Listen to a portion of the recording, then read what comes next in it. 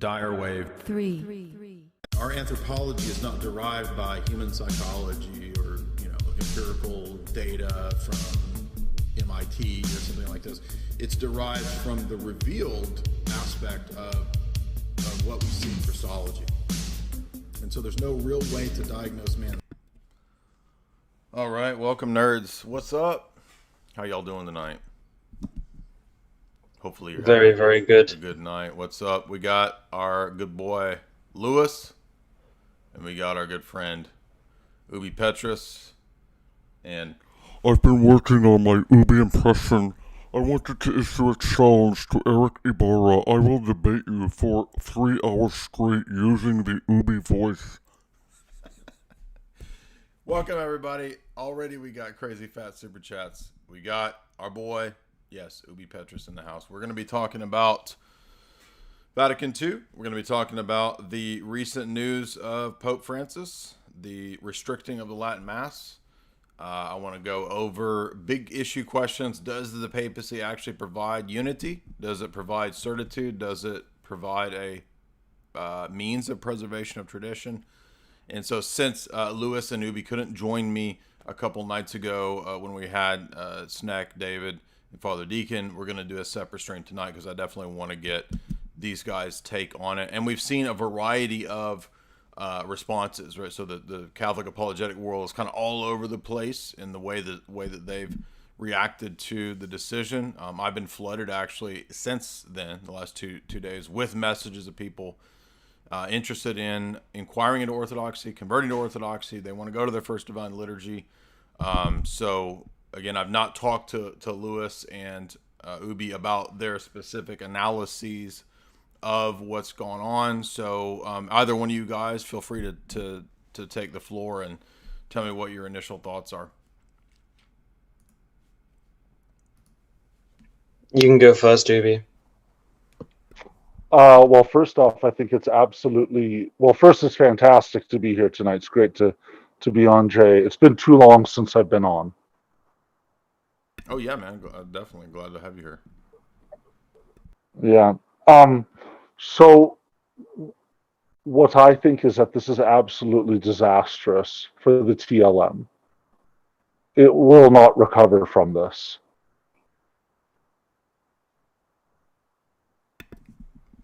Yeah, I mean, that's the thing is that, so I remember, I was talking about the other night, I remember being in the SSPX mass scene for many years back in my 20s, back in the 2000s. And what this does is basically put things back in the status of before the motu proprio, which means that it's back into that underground. You gotta go drive 2-3 hours, right, to try to find your valid Latin Mass and all that if you're in the trad world.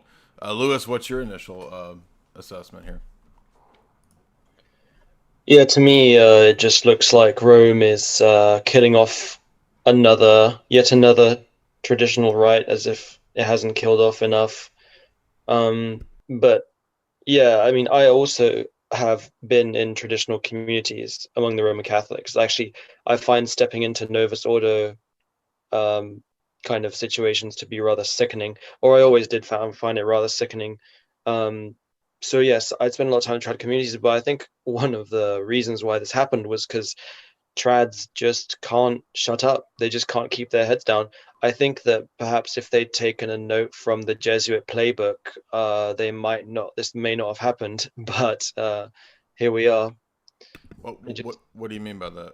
A note from the Well, Jesuit? I mean, if you go to the kind of trad communities, they're always constantly criticizing the Pope, constantly criticizing Vatican II, basically intimating that he's a heretic, and it pretty much creates kind of factionalism.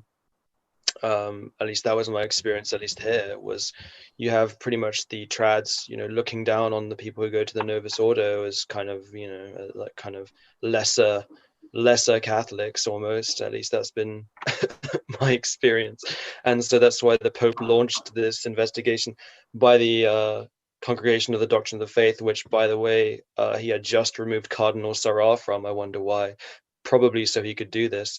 So he launches this investigation, and surprise, surprise, seems like the allowing Latin Mass to just continue unimpeded is causing factionalism and division and doubting the answer. This whole motu proprio was really just a reaffirmation of the binding nature of Vatican II, and the Pope saying, well, nope, what I say goes. You can, shake them, basically just to shake the trads a little bit out of their kind of dream fantasy land where they think they can just not have anything to do with the Pope and the Pope doesn't affect them, but actually it turns out he does. Yeah, there's multiple objections and copes that I've seen. I want to kind of get to as we move through this, but Ubi, you wanna comment on that? Well, when I was on, let's see, back in, I think it was February of 2020, January, February, I had mentioned that there's this attitude within the trad community that they're like, the true church within the true church. And I would agree with Lewis that attitude, it just creates extreme factionalism, it creates extreme elitism, and it does distract from unity. At the same time, that seems to be more of an excuse because Susan from the parish council, that, cropped off hair wannabe nun who is a Eucharistic minister who, flies her rainbow flag, that kind of stuff also severely distracts from unity. So it's really just, I think, an excuse on their part. It's not an actual valid reason. What I do think I think, honestly, I mentioned this to a friend as well. I think that I had said this about, maybe a year and a half ago, and that was, within 50 years, I think the TLM will sort of be something like the Mozarabic or the Milanese Rite, something that's very, very localized. There's only, a handful of parishes that do it. It's not something that is even noticed by the mainstream outside of a few select areas. And this is definitely leading to that, because what a lot of people don't realize is that this is not just about the diocesan TLMs. It seems to also be affecting groups like the FSSP and the ICKSP. For example, the communities not far from me that are FSSP and ICKSP, they have said that they're waiting for the response of the bishop to know exactly what will happen to them. So it's not like they have a carte blanche. This definitely affects them. And I think that at first, probably most bishops will just let it be, but this also means that they can then stop more FSSP and ICKSP parishes from being started. And that's going to definitely hinder the growth. I mean, what are you going to do? Have 7 masses on a Sunday? Then again, I also don't think the TLM communities are growing as quickly as they claim. I think a lot of people burn out. For example, I was at a TLM, it was pre-COVID times, and I counted, this priest was going on about Aquinas, and I just kind of zoned out, and I started counting the people as I stood in the back. And for a high mass, they had something like 200 people. Well, if you have 2 masses per Sunday, that's only 400 people. And this is in a community that had been around like 12 or 13 years. And there was a lot more people that could fit in there. In fact, the TLM mass, the TLM had less people at it than the main mass for the Novus Ordo parish that it was being hosted at. So on the one hand, it's not growing nearly as quickly as I said it would. It's not growing nearly as quickly as the trads think it is. I think it's still something like 1% of Catholics in America are TLMers. But for a movement that small, something like this motu proprio is absolutely devastating. And I think that for a lot of them, it's completely shaken their faith. because they're realizing the issues with putting all of your eggs in one basket. Having a king, having an absolute dictator is fantastic if that king or that absolute dictator does the right thing. But all it takes is getting one, not even bad actor, but mediocre actor in, and everything goes absolutely haywire. And so I think that seeing this, a lot of them, their faith has been shaken. Lewis and I have gotten some messages in the last couple of days inquiring as well. So, I mean, we're not nearly as big as you, so we only get, a few messages. But, it seems to have really shaken people up. They just feel hopeless about the situation. Yeah, I remember, I mean, they're not large communities. In Tennessee, for example, back in the 2000s, when I attended the Latin Mass, I remember it being a situation where you have to basically go to Memphis or Nashville, and there's an SSPX chapel in Memphis and Nashville, and then sometimes there's a diocesan Latin Mass in Memphis. I don't remember if Nashville even had one back in the 2000s. So at that time, it was a thing that you had to do a good bit of hiking to get to, at least 2 or 3 hours to drive. So in a lot of cases, and we would have people that would come from pretty far away, and they had limited SSPX had limited priests, so there would be one priest who would serve the Mass in Memphis or Nashville once a month, or maybe twice a month. And he would kind of alternate. So at that time it was small, and I would imagine maybe since Francis has come into being as the Pope, I think maybe the ranks of the trads might have swollen a little bit. At least I have friends that have recently come into the church from the world of the Latin Mass.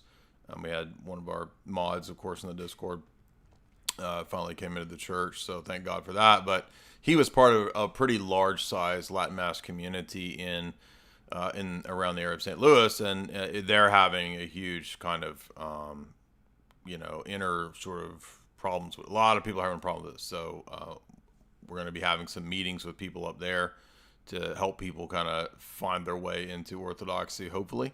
So a lot of again, people, some of the trads are mad, thinking, "Oh, we're happy. We are happy because we're happy to see people come to Orthodoxy." It's not about winning an argument. It's not about browbeating people. It's about pointing out what we've been saying the whole time. A lot of us have been through these kinds of existential dilemmas. I mean, I had a similar kind of existential crisis myself in the 2000s, trying to figure out what was going on in Rome, trying to figure out why the Mass had changed so much from, quo primum's apostolic constitution, basically saying that this is the eternal Mass for all time, back in 1570 or whatever it was, Pius V at the time of Trent. And then now we have this, basically worse than an Anglican Episcopalian liberal service of the Novus Ordo. How did we get from that to that? And so a lot of trads, as we said, will just kind of adopt the attitude of hunker down and just trust in the Mass. Well, if we just keep going to the Latin Mass, it'll fix everything, right? The Latin Mass itself almost becomes this kind of magical talisman that will fix everything. Just keep doing the Latin Mass and it can't help but fix things. And that doesn't happen, because ultimately you can't reduce the faith to the Mass or the rituals. It's part of the faith. And I would add too that one of the worst copes I've seen some of the trads do is to try to say, well, the Mass isn't part of the dogma. Yes, it is. Lex orandi, lex credendi. You don't think the Mass comes under faith and morals? I mean, it preeminently does. Of course it's part of, maybe not every aspect of the service or whatever. I think everybody recognizes there's some degree of development. There's some degree of, alteration or movable things within the core of that liturgy. But the core of that liturgy is apostolic and is traditional, and it can't be fundamentally revolutionized or changed like the Protestant Reformation did. And I think everybody knows that the Vatican II Novus Ordo service is a Protestantized service. It's well known.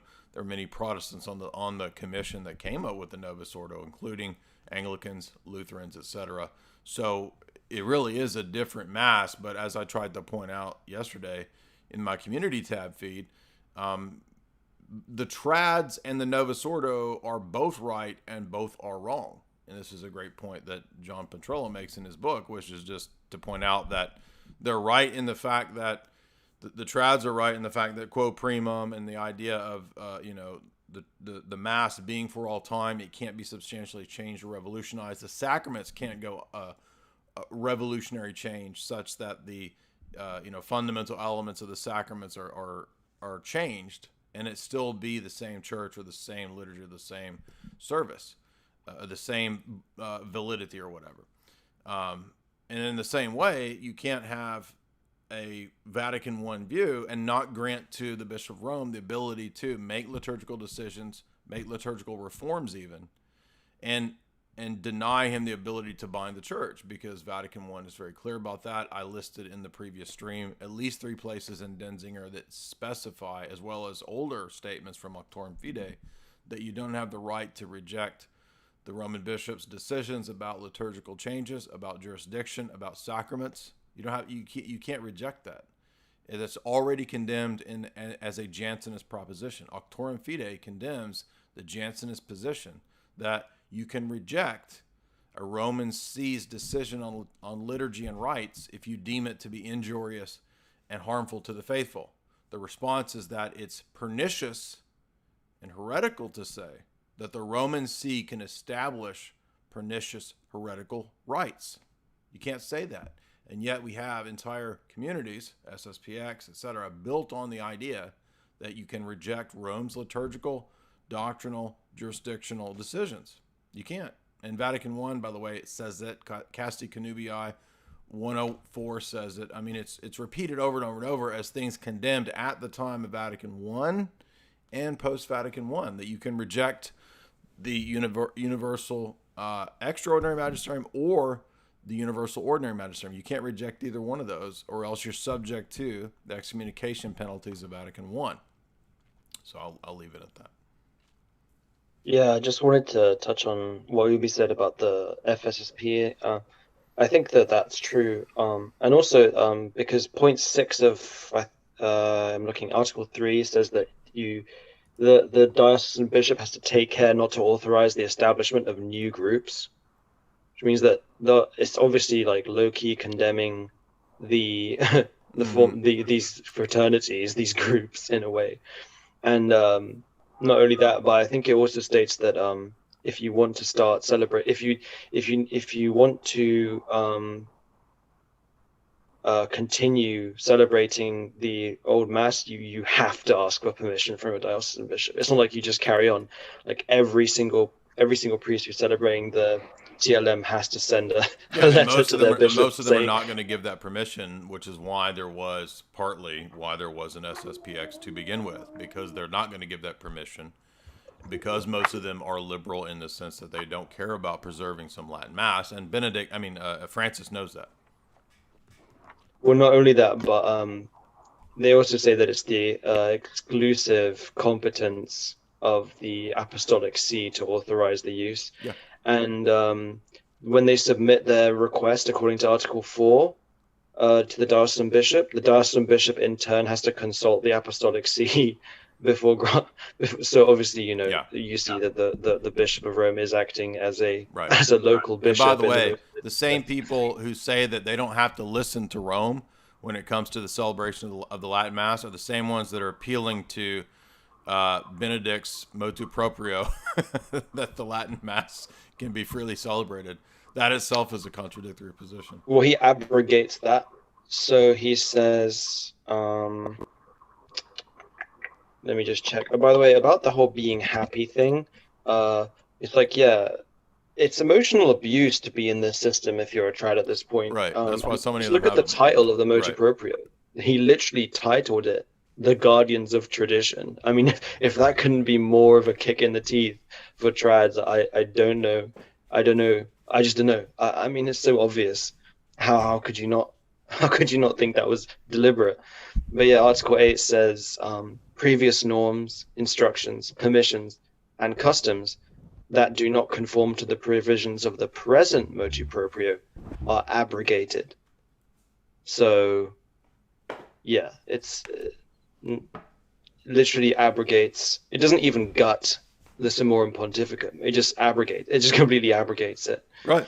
Exactly. And again, I'm going to show people once again the very statements where Denzinger makes it clear, where the popes have made it clear they have this authority and this binding ability. Now, obviously, the number one fallback, which we've treated of ad nauseum, that traditionally minded Catholics are going to fall back on, is the idea that they have the right and the authority and the ability to reject Vatican II. So a lot of people who may not have been maybe as open to the traditional realm are going to be more and more inclined that way, and the first thing they're going to think is, well, maybe those triads had it right all along, of whatever flavor.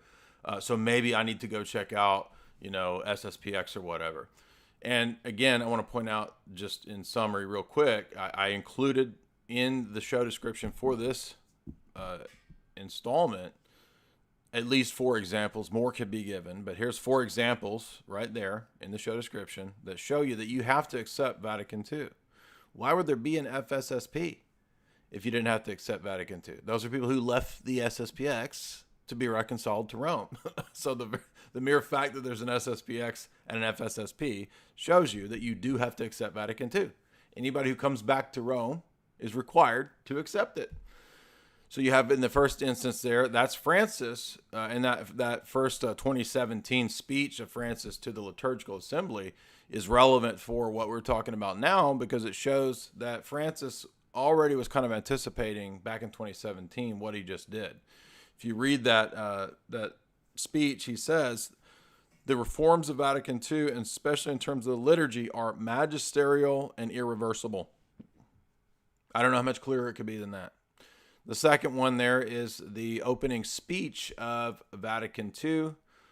The third one is the opening speech, I think, of Paul VI. So you have John the 23rd's opening speech, and then Paul VI's opening speech, because he takes over, basically. So those are, again, 1, 2, 3 statements, and then the fourth one being Casti Connubii 104, which shows you that you're not bound only to the ex cathedra statements. That's a total trad myth, all exploded in at least 4 examples. More can be given. I'm going to give you more here in a minute. But those are 4 examples that explode the trad myth that you don't have to accept Vatican II, that it's not magisterial, and that I'm only bound to a couple or a handful of things that are, quote, ex cathedra. Totally not true. Vatican I is abundantly clear that you absolutely have to follow not just the extraordinary magisterium, but the universal ordinary magisterium as well, which encompasses far more. That's why when you join the Roman Catholic Church, you're told that you are to believe the catechism, right? You're not told you only have to believe 4 things. You only have to believe 5 ex cathedra things. Well, there's only 8 ex cathedra things. By the way, there's not actually a list of what they are, which is also problematic. But no, you're told you got to believe this, right? This is what you're taught, okay? You have to believe Denzinger, right? You can't reject Denzinger. Okay, I'm Roman Catholic, but I only accept 4 things out of this. Whatever the 4 or 5 things that I think are ex cathedra. No, these are all approved by the Roman See. So essentially, you believe all the sources of Catholic dogma. Go ahead. I don't want to ramble all day. Yeah, Ubi, you can go ahead.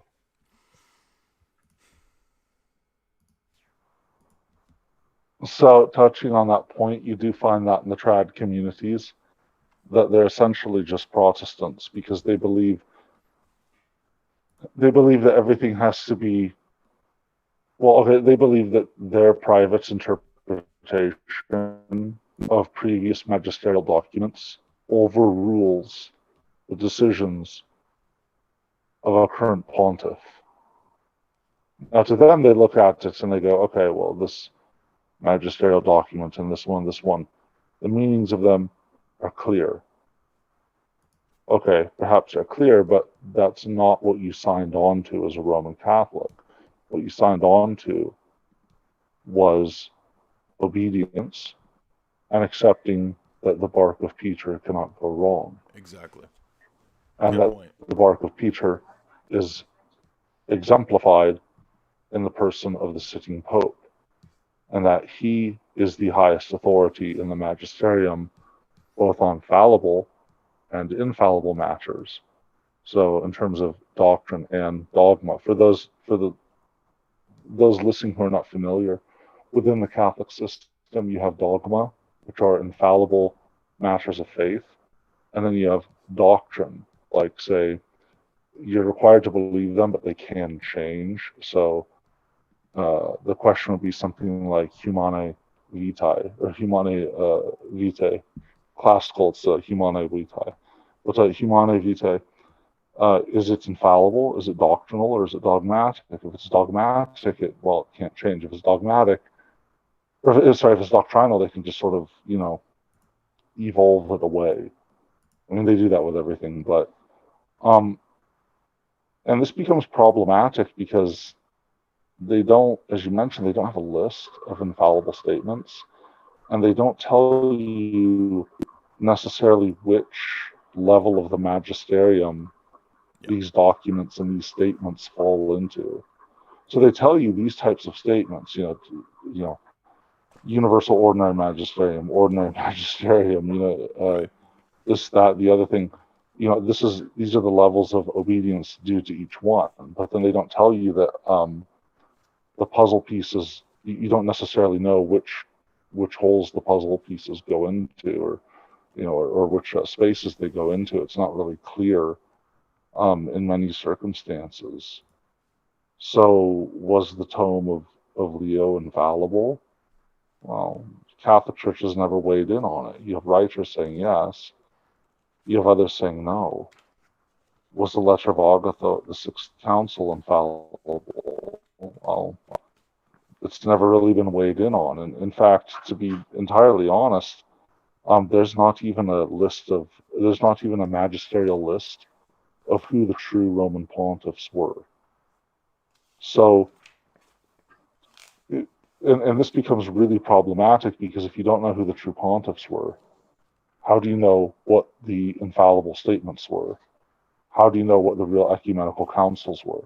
The list of pontiffs that they have is updated almost yearly by scholars.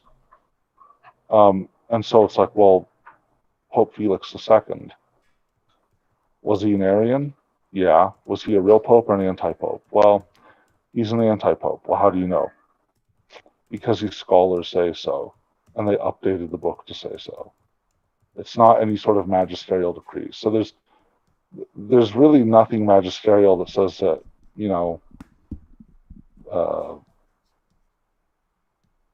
just some random heretical pope, some anti-pope, was not the real one. In fact, about the Western Schism, when they had 3 popes at one time, it was not until this John the 23rd, the one elected in the 50s, it was not until he was elected and he took the name John the 23rd that the Catholic Church weighed in on sort of for good, weighed in on which line of popes was the real line of popes. And they sided with the original line, the one with the guy who was super nuts who was deposed. But, you think about that. How many centuries was that where they just, well, it could be this, it could be that. Well, sure, it's this. And then another pope comes along and says, no, it's not that. And, then the scholars update the list of popes, and it turns out it's actually that line. And then finally, it's John the 23rd taking the name John the 23rd, showing that the previous John the 23rd was not a real pope. That was that was like the final word in weighing in on it. So things are not as clear as they seem in the world of Rome. In fact, they're very, very vague. When you start to push the whole system, you really quickly find out that it's a house of cards. And that so much of the organization around it is something that they've sort of built up over the last I'd say a few hundred years. And they've tried to read it back into everything. Yeah, exactly. And that's all I have to say about that. Yeah, there's a great article too relevant to this that I wanted to get to point out that, and this is relevant for, I think there's 2 articles. I'm going to post it for you guys here in the chat. Our friend John Petrello has a couple articles that are good about the decree of Pius IX called Etsi Multa. And Etsi Multa dealt with the old Catholics. And the reason it's relevant is, of course, obviously not because old Catholics and traditionalists have the same position. They don't. But they do have the same position when it comes to the argumentation and the presuppositions of judging Rome. Now, if you know this whole debate with the old Catholics, you know that the old Catholics, right, rejected Vatican I.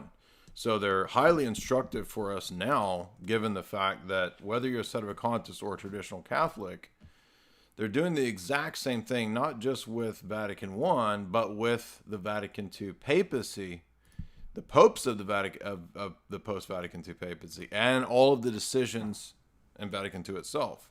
And you'll notice that part of the reason, there's one of the essays that's good, and let me get you the second essay.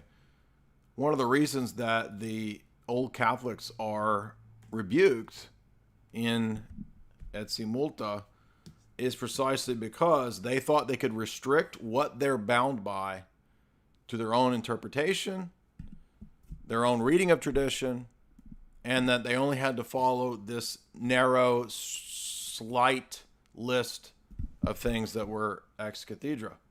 They get rebuked for that, just like Casti Connubii rebukes people for saying, like liberal theologians did at the time of Vatican I. I'm going to show you that in a minute.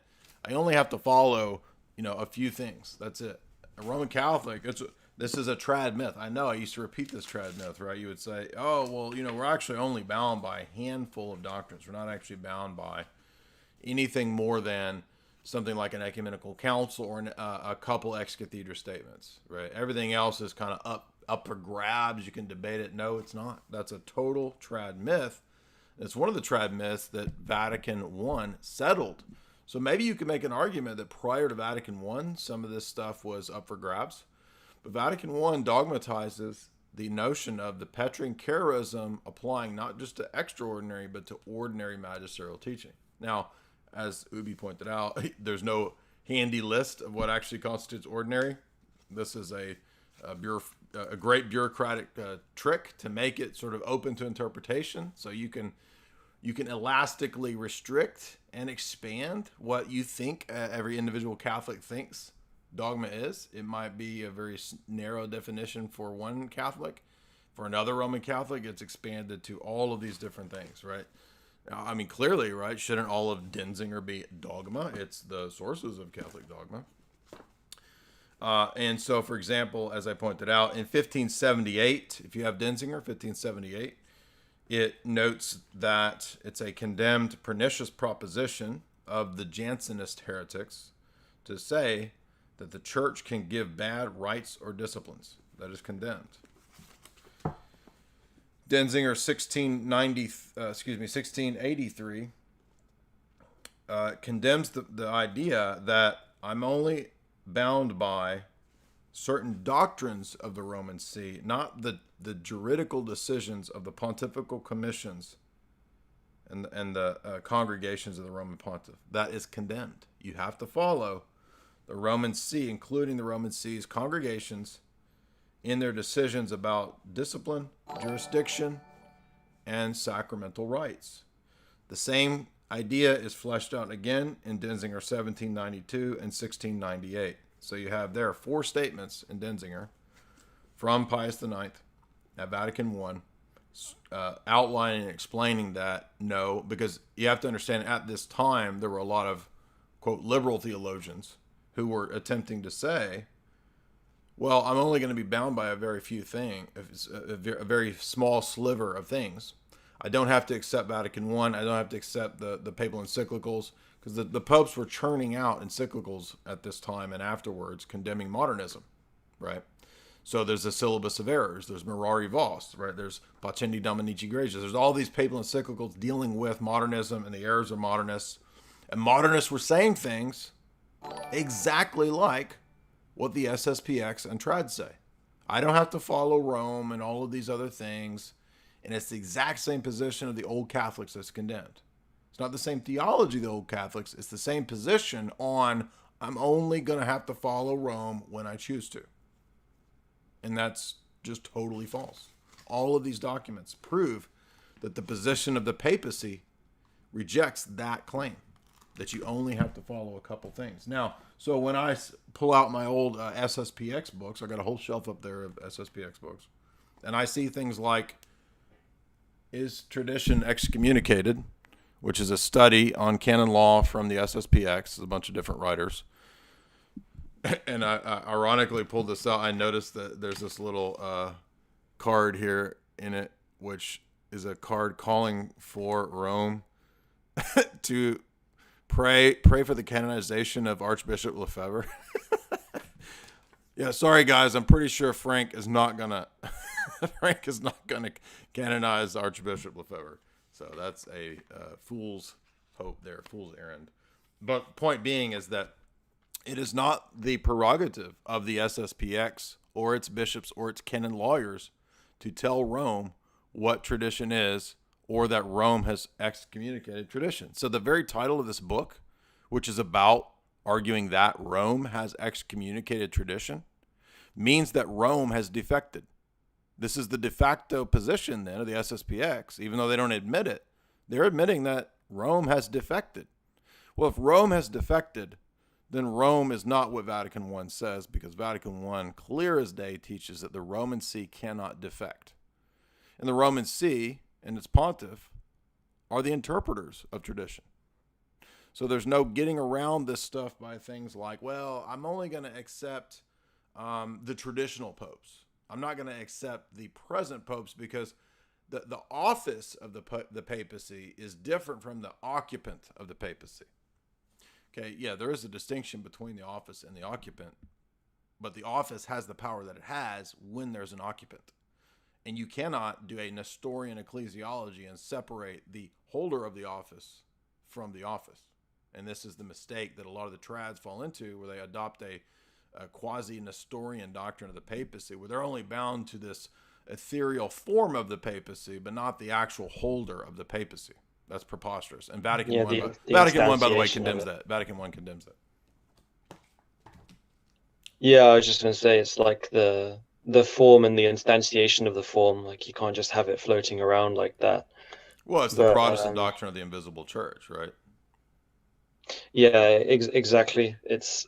I think I can't remember who it was who made the Platonic form point, but that's so true. And the whole point of this thing that we hear all the time as Orthodox is that it's supposed to maintain unity. It's supposed to guarantee a normative, like in terms of authority, a normative authority of protecting tradition, but it's just catastrophically failed at doing that. And yeah, I don't see how you can go back on all this without just admitting that either let's say you get a new council or a new pope who just like undoes all of this. All it's saying is that it could literally be whatever. Like it could literally be whatever at any point in time. Right. If all of this can just be, quote, undone by a new living pope, then we're not actually following a tradition that's passed down. We're just following an evolving thing that's whatever the present person there says it is. So that's the whole point that Orthodoxy stresses, is that no, there's no human being who can sort of usurp the place of tradition. Tradition binds anybody. We're all bound by the apostolic deposit. You can't redefine, what it means to have the death penalty such that the death penalty is no longer part of natural justice anymore. Well, that's precisely what John Paul II and Frank have done. And I want to read again this great comment from Orthodoxy Chloroquine before we get to his super chat. As he noted yesterday, or a couple of days ago, Session 4, Chapter 3 and 4 of Vatican I notes that it is the papacy that is the expositor, teacher, and determiner of what is the tradition. Therefore, none of this controversy is surprising. Pope Francis actually has the legal right to oppress and or suppress the Latin Mass as he sees fit. Lastly, all the popes from Paul VI to the present day have consistently said that the Second Vatican Council and its doctrinal and liturgical reforms are permanent, binding, and irreformable. Thus, it is part of the ordinary magisterial teaching clearly. Orthodox Christianity, however, regards tradition as unchanging and unchangeable. Exactly. So when we keep that in mind, we begin to see that it's not just a matter, because I see the top reply that I see the traditional Catholics doing in a response to this is to just sort of once again hand wave and dismiss, well, I'm just not that interested in what Rome is up to. I'm going to hunker down. I'm going to keep doing the Latin Mass. Well, now that's going to be really hard to hunker down and keep doing the Latin Mass, because I have friends that were in like the ordinate, the where they like the diocesan Latin Mass. I have friends that were that attend the FSSP. I'm being told that some of the FSSP people are going to have their whole thing shut down. They're not going to be doing the traditional Latin Mass anymore. Well, and that's true because a lot of them borrow parishes from the diocese. Right. And on top of it, and for the listeners who don't quite follow, the way the Catholic Church works is that you have diocesan priests who go to typically a diocesan seminary, or sometimes, well, as of late, a lot of them have been sharing seminaries, several dioceses sharing seminary.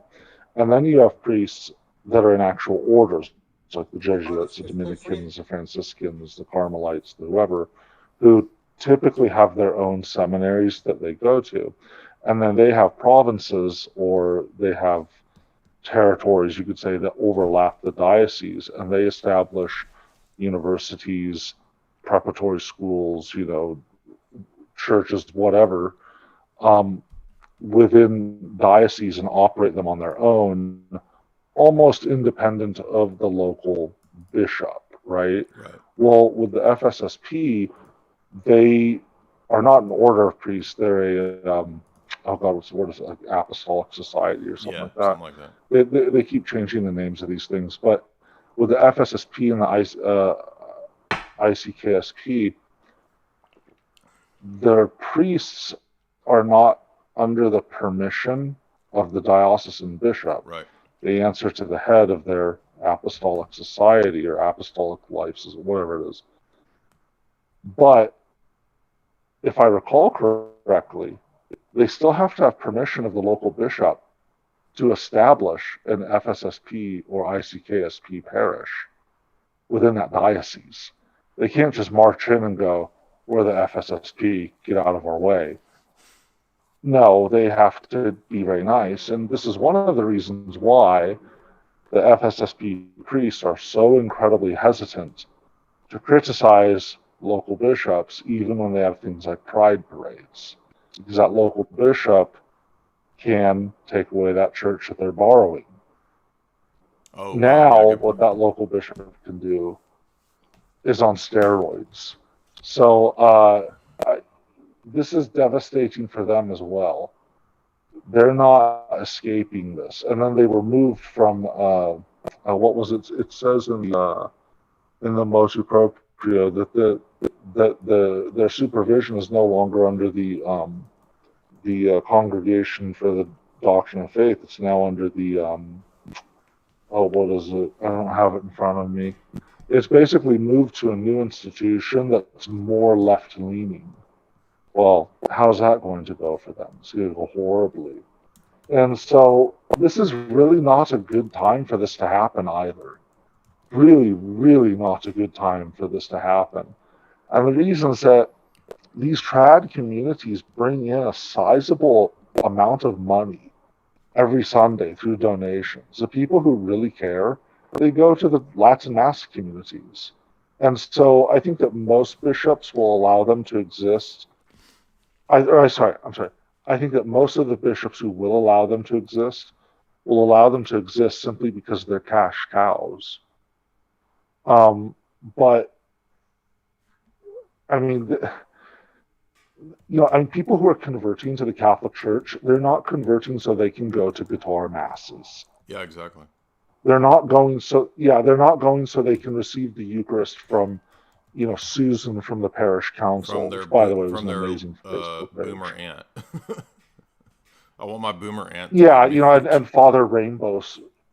Yeah, Father Rainbow Stole. That was another Facebook page that was set up that was related to Susan from the parish council.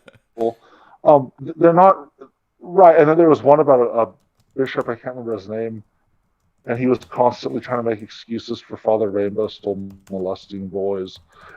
So whoever created those was really funny, but they're not joining Catholicism so that they can, receive the Eucharist from, Susan from the parish council after it's been consecrated by Father Rainbow Stole. Another character in that series was, I think her name was Barb, the poorly catechized boomer Catholic. She's pretty good too. That sounds awesome. I can't remember what happened. If anyone is on Facebook right now, if you could look these up and start posting in the chat, they're definitely something to be shared. But they're going so they can hear Gregorian chant, so they can, smell incense, they can hear, bells, they can watch how metered and precise the Latin Mass is. It's incredibly nice. But when you get rid of that, suddenly you get rid of the thing that people are converting to. And at a time when the Catholic Church is in the depths of the worst sexual abuse scandal it's ever had, and the magnitude of it, and the magnitude of the previous ones is becoming clearer and clearer. By the way, let's keep it. This is not the time to start scaring people away. Real quick, I want to add too. What's that? A lot of people are also unaware, and I would direct you to Church Militant's channel. They've been dealing with this for the last 5 years, actually, which is amongst the trads. There have been numerous and devastating pedophilia molestation scandals as well. So if you think that you're going to go to the SSPX and it's going to be some kind of refuge or haven, you're sorely mistaken. And you can go look at the war that's been going on for the last 5 years between the SSPX and Michael Voris over at Church Militant. So they have their own numerous molestation and pedo scandals as well in the SSPX and trad communities too. So that's just a heads up. Because a lot of people are thinking, well, I'm just going to have to finally go, trad. I'm going to have to go to SSPX chapel. And I'm telling you, you're not. It's not going to be what you think. Yeah, you could be molested there too. Ubi, what do you think of the move of? Well, I just want to say one thing as well. Is lots of trads, they'll say like, "Oh, but we've had bad popes before," and it's like, but this isn't the same. Like having a pope that makes moral errors. No, yeah. No, that's a cope on their part. That's a horrendous cope. And so, I'm sorry, there's a delay. I didn't mean to step over you, Lewis. Do you want to continue with that? No, you go. You'll give a better explanation. But I think they're just two different things, completely different categories. Yeah, I want to comment on that too after you, Ubi. Go ahead. Well, I can try to give an explanation. What I think is that's a tremendous cope. Okay, so my main area of interest is just general history. I do like religious history, but it's just general history, okay? And when you read through history, you do see that there are some bad popes, right? There were the Borgias were really bad ones, but it was never this insidious. These guys typically did not try to mess with the rituals too much. They'd make little adaptations here and there. Yeah. You have one of the popes trying to update the Latin in the missals because they were using the ecclesiastical Latin, it's not peasant speak, but it's more vulgar. And during the Renaissance, they have this tremendous rebirth of interest in classical literature. So you have all these people educated in classical Greek, classical Latin, and one of the popes goes, well, this sort of, ecclesiastical Latin, it's not really, it's just not up to par with classical Latin. We should rewrite a bunch of the hymns in classical Latin. You have little things like that. That sort of died out with him. I think the pope that was into that, I don't recall his name. I want to say it was one of the Alexanders. He was a polymath who it seems was also a homosexual. But what's going on right now, when I look at the history of the Catholic Church and just history in general,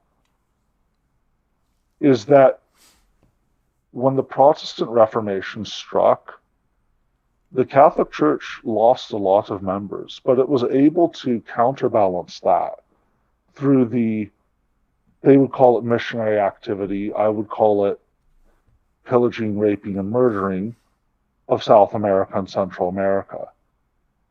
The only Catholic missionaries in the Americas that didn't torment the locals were the French missionaries, and they had fairly limited scope.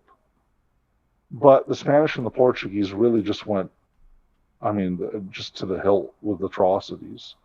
But the Catholic Church was able to sort of counterbalance those numbers that they lost in Germany and Scandinavia, in what's now the Netherlands. They were able to sort of, to make that up, and then, even more so. And they react to the Protestant Reformation with the Council of Trent. They reaffirm Catholic teachings.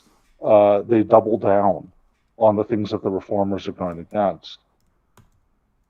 At the same time, the Protestant Reformation was very bad, and it was devastating for the Catholic Church, okay?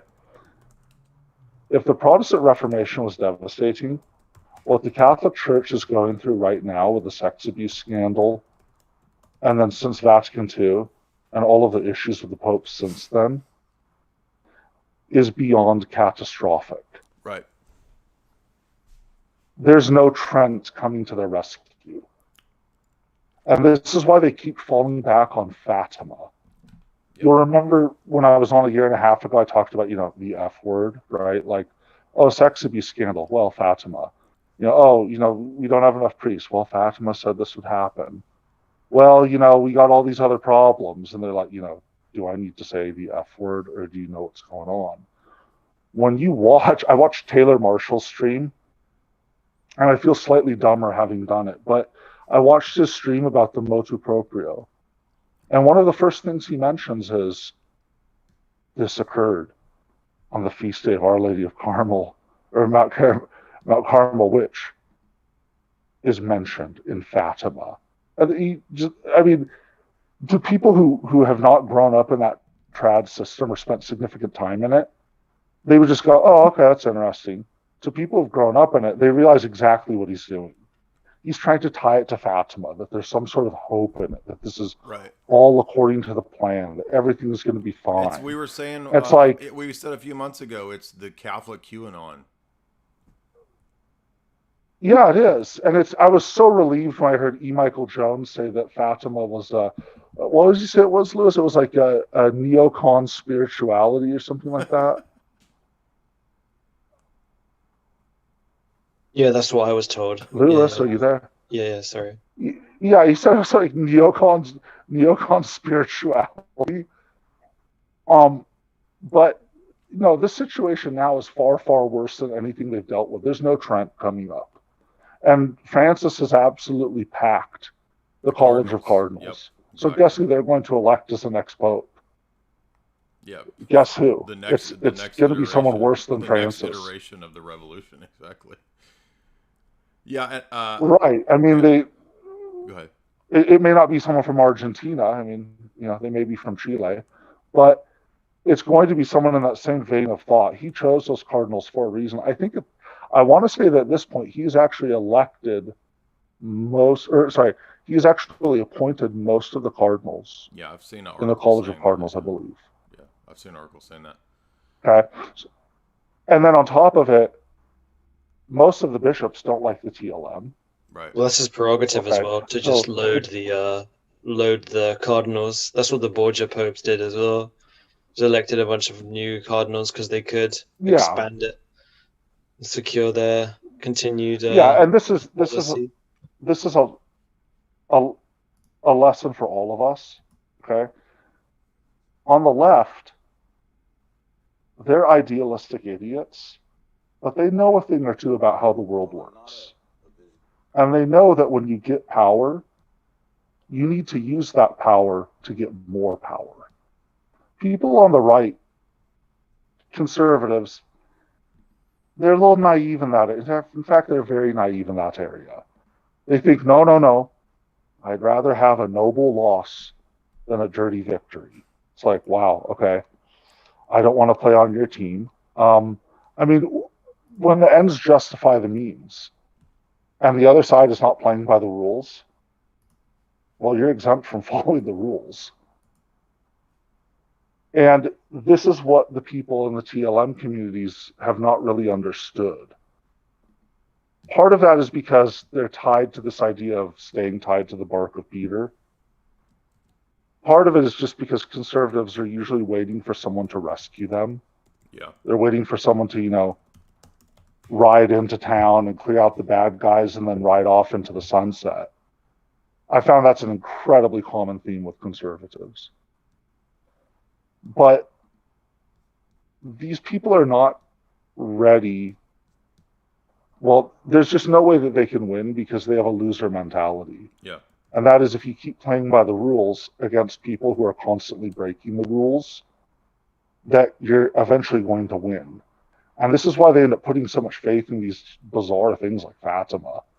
Like, I mean, it's just, it's like I can't even think of something within Orthodoxy that's so like, hopeless, so like I've given up on reality as the Fatima thing is. Anyway. Well, I want to add, a lot of people might be thinking in regard to Fatima that again, there's some kind of out there, there's some sort of like refuge.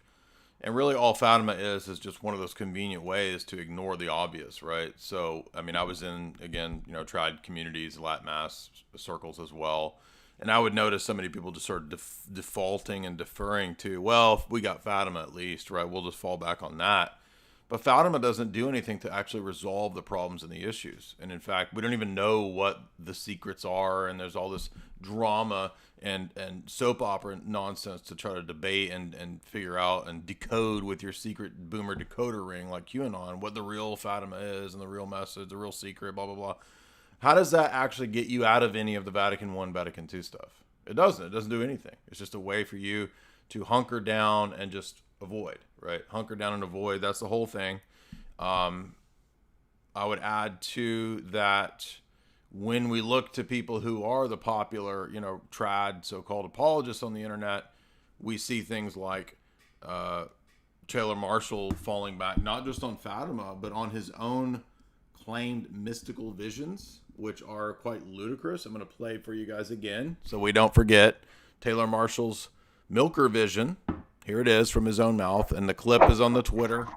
Oh, is this the poisonous boobs vision? Yes, this is the Tata's prophecy. Oh, Tata's Marshall. Oh yeah, This is. I was hoping you would play. Yeah, let me play this clip here for you guys. Here's Taylor.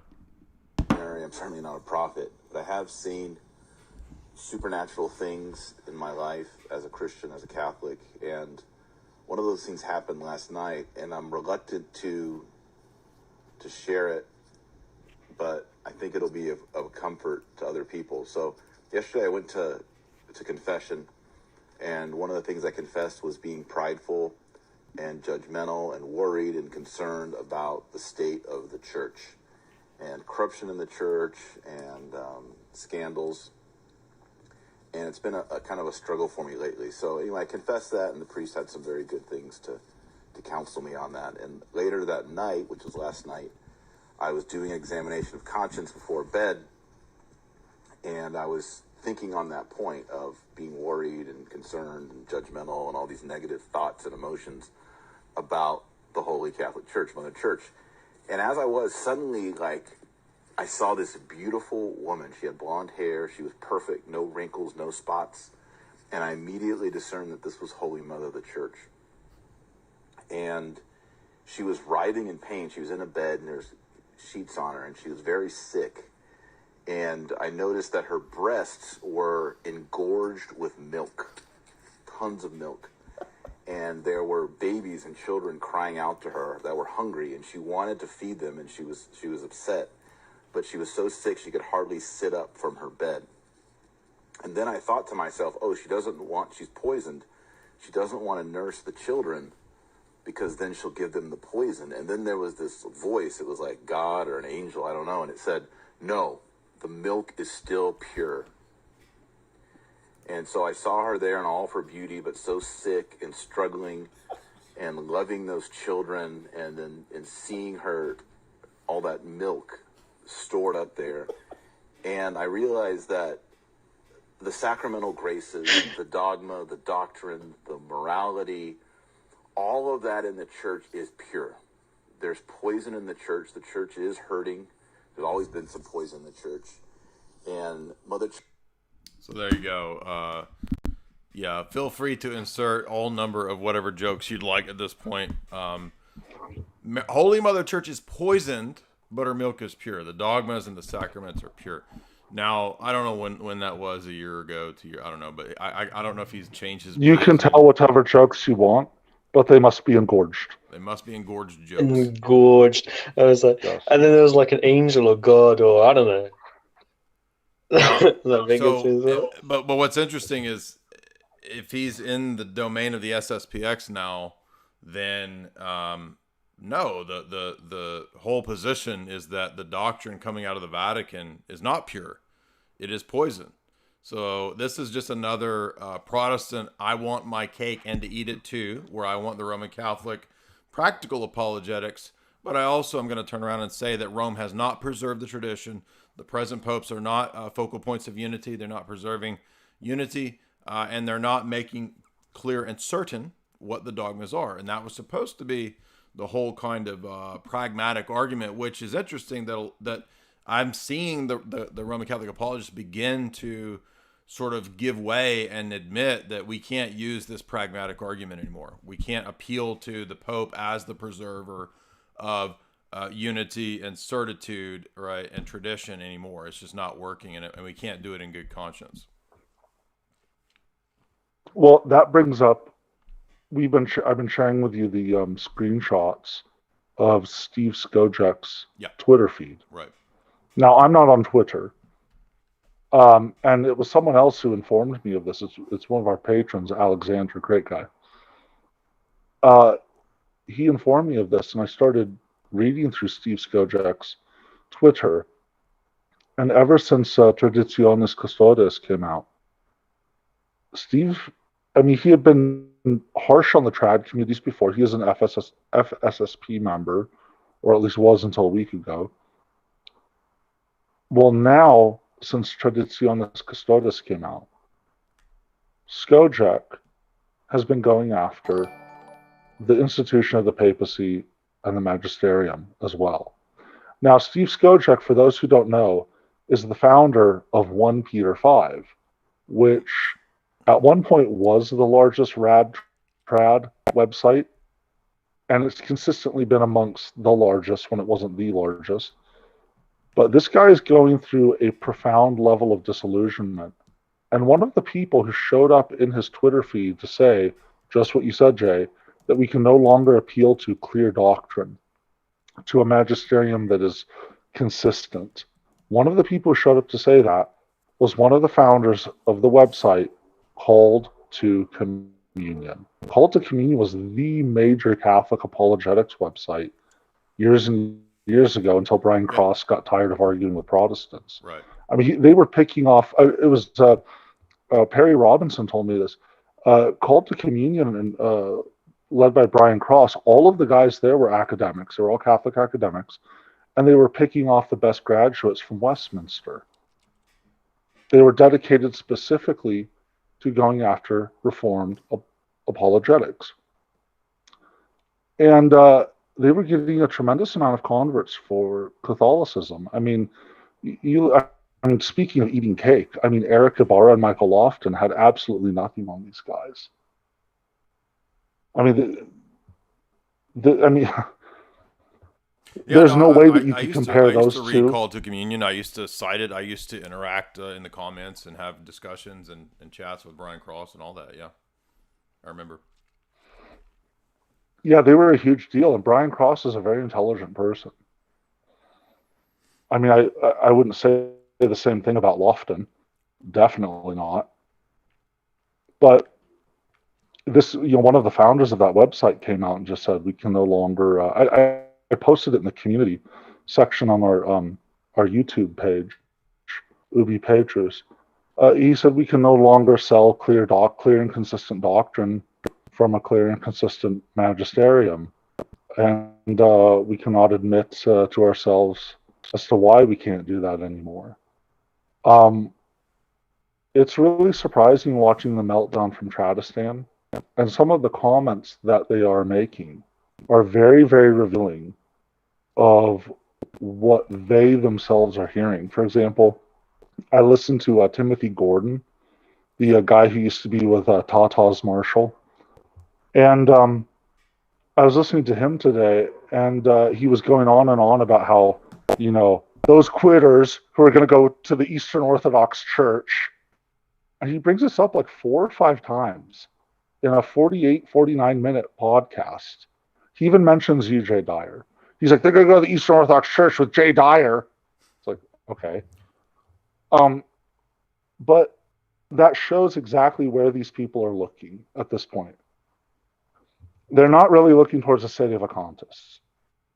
Sure, some of them are looking to the SSPX, but the SSPX doesn't offer solutions. No. It's that these people are becoming profoundly disillusioned Right. with the whole papal system. They're looking in large numbers to the Orthodox Church. Right. In fact, just while we've been doing this podcast, I got another email from someone saying, I want to convert to the Orthodox Church. Do you have a church to recommend in this one area? Yeah. They're literally piling in. I wasn't making it up. They're literally piling in. I mean, I've had now, of course, if you dozens of comments in the last 3 days. If you ask Michael Lofton, I'm sorry. No, I was just saying that it was an exaggeration that, we've seen dozens of comments in the last 3 days on social media about it. So, yeah, we've seen some pop up underneath our on our YouTube channel. Now, if you ask Michael Lofton in one of his streams, he's like, I get emails every day, like every hour, from people saying like, y'all help me, like come out of the Orthodox Church. yeah, right. You done help me. I'll bet. And it's like, for some reason, whenever he talks, I hear the sound of banjos in the background and pigs squealing. But I really don't believe that. I really don't, because you see the comment section under his videos. It's not there. Well, yeah, and we just passed 7,000 in our Discord, and I'm not bragging, but I'm just saying, like, we can definitely see the comments, the numbers showing that. I mean, I just went to St. Louis to have one of my closest longtime Uni-8 friends received into the Orthodox Church, and he's friends with a huge community of people in the St. Louis community that we will be hopefully meeting with soon to help a lot of those people come into the Orthodox Church. So I don't think they understand that it's not some fad. It's that people are really looking for authentic traditional Christianity, and they're trying to find the real thing, and they're willing to give up Frank to find it. Absolutely. And, glory to God about your friend coming into the church and the people whom he's connecting you with. In this, we're actually making a video series right now. Lewis and I are, with the help of this, with the help of a patron. Actually, he's gotten all of the, or most of the resources on the history of Orthodox missions. Okay, let's give you a 3-part series. The first part is from 1054 to 1600. Right now, we always hear this, like, you guys don't do missionary work. Well, you read the history, you find out that's absolute nonsense. We did massive missionary work. Yeah. I mean, the Russians converted all of the Finno-Ugric tribes in the north, an area the size of continental Western Europe. They converted, right? The Turkic tribes to the south, they converted most of those. I mean, we're not even getting to the point where they sent missions into China and into Korea. They also brought in a tremendous amount of Uni-8s. It's not until the mid to late 1600s that you see this push to start to bring the Uni-8s back into the church occur, right? So we have a tremendous history of missionary work. And it's really it's not quite been put on pause during, the communist years, but it was slowed down a bit. And now it's coming back. It has been for a while, especially like we say with Greece and in Africa. But in America, it's really surprising that, the number of people who are converting. It's truly inspiring. It's absolutely amazing, right?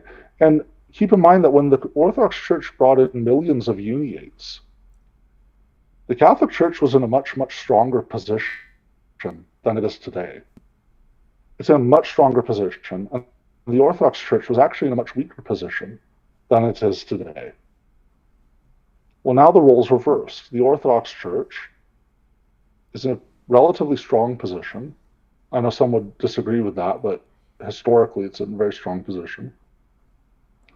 The Tsar was never an asset. I'm sorry, he was a dead weight, but we're now in a very strong position. The Catholic Church is in a very weak position. They're in absolutely no position to resist. We have what those trads want.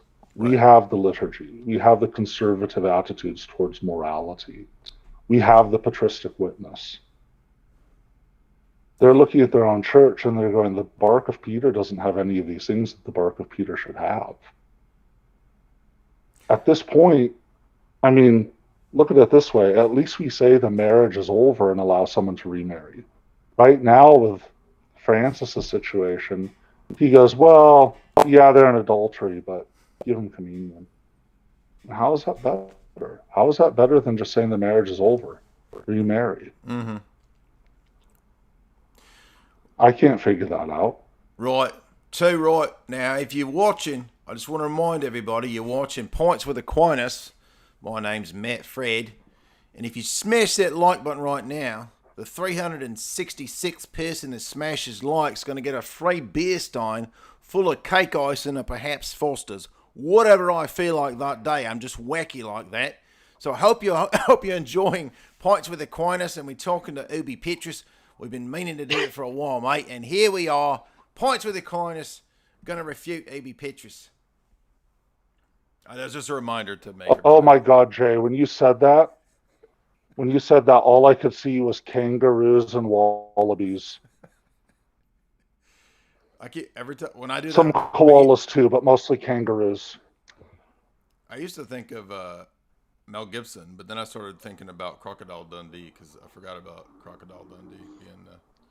So some trads are thinking of going to the Eastern Rite, and we should we could address this too, because a lot of them are saying, "Oh, we're going to go to the Eastern Rite like Matt Frad and whoever else." And literally every the Eastern Riders do not want them because the trads are obnoxious. Yeah, I saw them complaining that the trads will come and Latinize their rite and stuff and everything. That's hilarious. But the other thing is that I had a relative who I had a relative who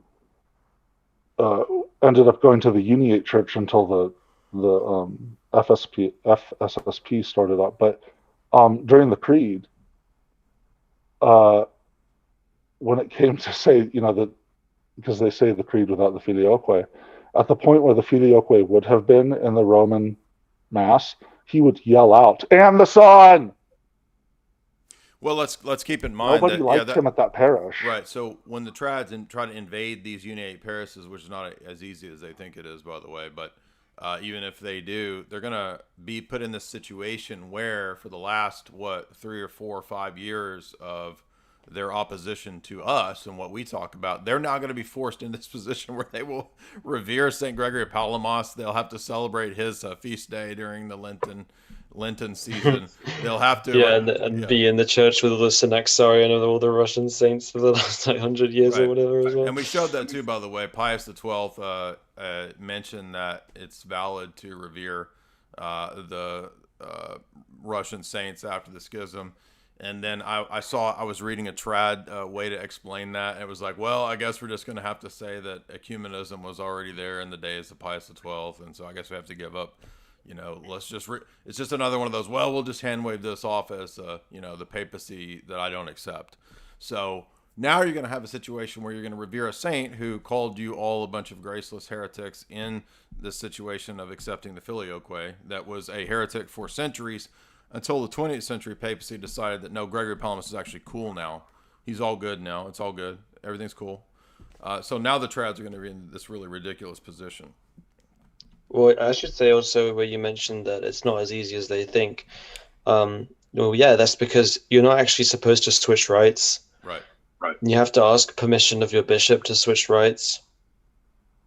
Right. But they're just going to argue, well, this is an extreme situation, in extremis. That's what the SSPX always appeals to if you read their studies on canon law, it's like they have their own little version of economia where it's like, oh, well, in extremis, we can do whatever we have because it's the whole church is under threat. So in extremis. So they're just going to appeal to this kind of stuff. They're not going to care about that kind of thing. But ultimately, you can only sort of hop around and avoid the issue, which is staring everybody in the face, the elephant in the room, which is Vatican I and the papacy. That's the problem here. The problem is not liberalism. The problem is not evil, bad, moral popes. This was something I wanted to comment on earlier, which is that, so a lot of times Roman Catholics are going to have a refuge in the idea that, well, we're just dealing with some morally bad popes. These are just some bad guys. You know, we've had plenty of those in the history of the church. Bad popes don't destroy the office of the papacy. And that's true from one angle for anybody who believes in an episcopal form of government, unless perhaps you're a Donatist, right? That a morally evil person doesn't destroy the office or the church or the episcopate. That's different from a heretic or an apostate or a schismatic maintaining jurisdiction and maintaining his place in the mystical body. And so both Orthodox and traditional Catholic theology at least have the idea that when you adopt heterodoxy, you're in a sense placing yourself outside of the visible confines of the church, right? You are, according to Catholic canon law, if you espouse knowingly and willingly heretical doctrines, you are in a state of being ipso facto or late sententiae excommunicated. And that means that it doesn't require a tribunal, a bishop, a council, a synod, whatever, to declare you that. You have declared that by the very act itself. And this is, again, it's well known in Catholic theology. This is why, for example, if you procure an abortion, it requires, officially, I'm saying, they don't always follow this, but it requires the permission of the bishop for you to be restored back to communion. You can't just go to your priest and say, oh, Father Bruce, I'm sorry, I procured an abortion. Can I be restored to communion now? And the reason for that is that it's one of the sins that is so grievous that it's listed as a late sententiae ipso facto excommunication. Guess what? Schism, heresy, and apostasy are in that category as well. So it's a category mistake in Catholic theology when the trads pretend like heretical apostate popes are still occupying the office and can still be head of the church when they explicitly are manifest heretics. That's not possible in Catholic theology. Again, just think about Vatican I. Vatican I makes it very clear that the Roman See cannot defect. There's no such thing as a heretical pope. Now, prior to Vatican I, people debated that. Catholic theologians debated it. Bellarmine has a famous section where he debates, is it possible to have a manifest heretic as a pope, a material heretic as a pope, a formal heretic as a pope? So there's a debate that goes on in the pre-Vatican I period. Vatican I settles this debate. It makes it very clear that the Roman See will never defect, has not defected, and will exist in all of its constituent components and elements with successors, living successors, by the way, until the return of Christ, until the end of time. It makes that very clear when you read Vatican I. So if that's the case, then it's not going to be plausible to resort to the idea of saying, yes, you can still maintain the office of being the Bishop of Rome or my local bishop while you manifestly adhere to and promulgate and teach all kinds of errors. And this is why, I'm not joking, this is why you get Roman Catholics now, that many of them, they will say, pray for the conversion of Francis to Catholicism. I'm not joking. That's like a thing they pass around, a hashtag, whatever. Pray for, dude, you can't have the supreme pastor and teacher of the church needing to convert to the church. That's absurd. He's the supreme teacher. He's not ignorant of the basics of the Catholic faith. Okay. And by the way, if you can have a supreme pastor who is ignorant of the basics of the faith, then aren't you admitting that the office of the papacy doesn't actually, in fact, do the very things that the pragmatic argument says he's supposed to do, which is provide unity, certainty, and preservation of tradition? Well, that's why the whole material and formal heretic. I mean, I think the distinction is fine, but I'm trying to say that the Pope is a material heretic. It doesn't work for the Pope if you read Vatican I.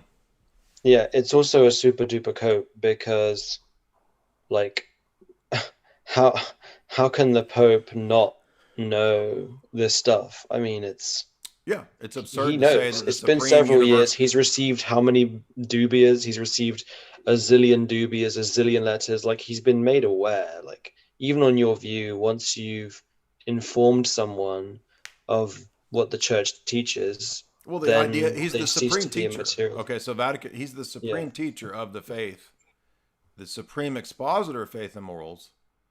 The idea that he's ignorant of the basics of the faith is impossible and preposterous on the face of it.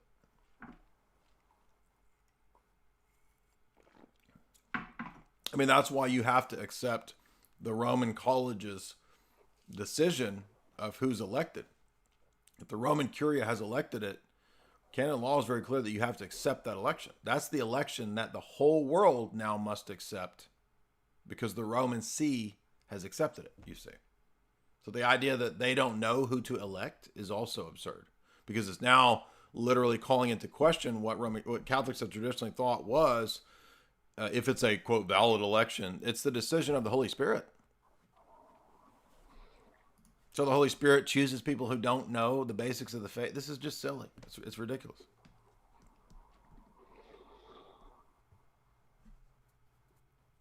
Anybody else? And that also gets into the situation they're in with papal infallibility. And that is, they can say that the Pope has a moral obligation to consult the bishops, which he actually doesn't. He has a moral obligation to satisfy his own conscience. That may include consulting the bishops. That may include consulting the text of the liturgy. That may include consulting patristic sources, previous magisteriums, whatever else. But it does not require it. And so because of it, there's absolutely no way that they can enforce any sort of functioning infallibility in which the Pope can't just do whatever he wants. In other words, the gigantic loophole in it is there's no mechanism to enforce it. I mean, what do you do at that point, right? I mean, who can go to Francis and go, we really like this Latin Mass thing. Look at all these previous magisterial documents stating that, the Mass cannot change and this and that. You're deposed. Well, no one can do that to him. Right. No one can out-interpret the Pope.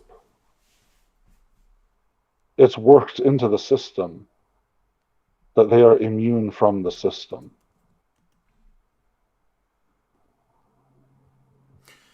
And it would destroy the entire notion of infallibility if Right. you had to consult stuff. Like, it's supposed to be a supernatural gift. Yeah, I mean, Vatican I specifically says not by any. He does not have any. He's not bound by any duty to the rest of the bishops or the collegial collection of the Roman Curia or whatever. He operates independent of them. He may consult them. Yeah, and I mean, and people who doubt that should read Gasser's Relatio, Bishop Vincent Gasser, Gasser. If you email me, I'll send you a link to a copy of it.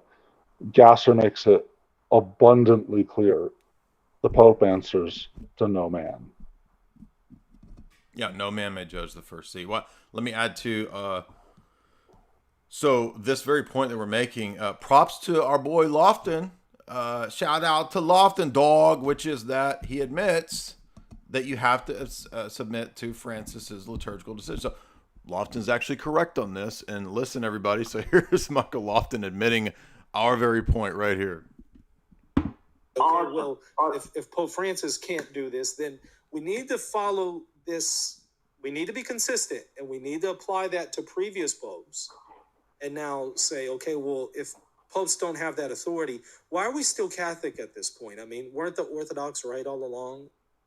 Yeah, exactly. Why are we still Catholic if we have the ability to tell Francis what is and isn't tradition? Exactly. I can't wait for the response that they will inevitably do to this video. Well, I can already tell and you talk what it's about going how to be. incredibly mean Yo, we there's a were. lot of misrepresentations, dog. There's a lot of so he's not telling the truth. The Pope is not infallible in everything, as if we even said that. No, here's what I'm going to give you an easy outline of what I'm saying, right? So when you come into the Roman Catholic world, as many of us did at one point, it's because you thought, well, this is necessary for unity. It's necessary for the preservation of tradition and certitude, right? The pragmatic arguments are usually what convince a lot of people. And then you start to study and you learn, well, now, wait a minute. Why is all this liberal stuff happening? I'm going to this local Catholic church. I'm seeing this Novus Ordo hippie guitar mass. I'm seeing clowns dancing around. I'm seeing hip hop masses. I'm not joking. I went to a hip hop mass one time. I was like, what is this? I didn't spend 10 years reading the church fathers to come into this nonsense. And so you want to figure out what's going on, right? So you start reading, and then you learn all these documents and then you learn within what is called Catholicism, there's supposed to be this one church. Oh no, there's actually a bunch of different sects. Okay. Am I going to be a Novus Ordo? Am I going to be a conservative Novus Ordo? Am I going to be an FSSP? Am I going to be SSPX? Maybe the Sedevacantists have it right. Now you realize that within what call themselves Catholic world, there's a bunch of different groups. So actually it's not as united as the pop apologist tried to sell you on.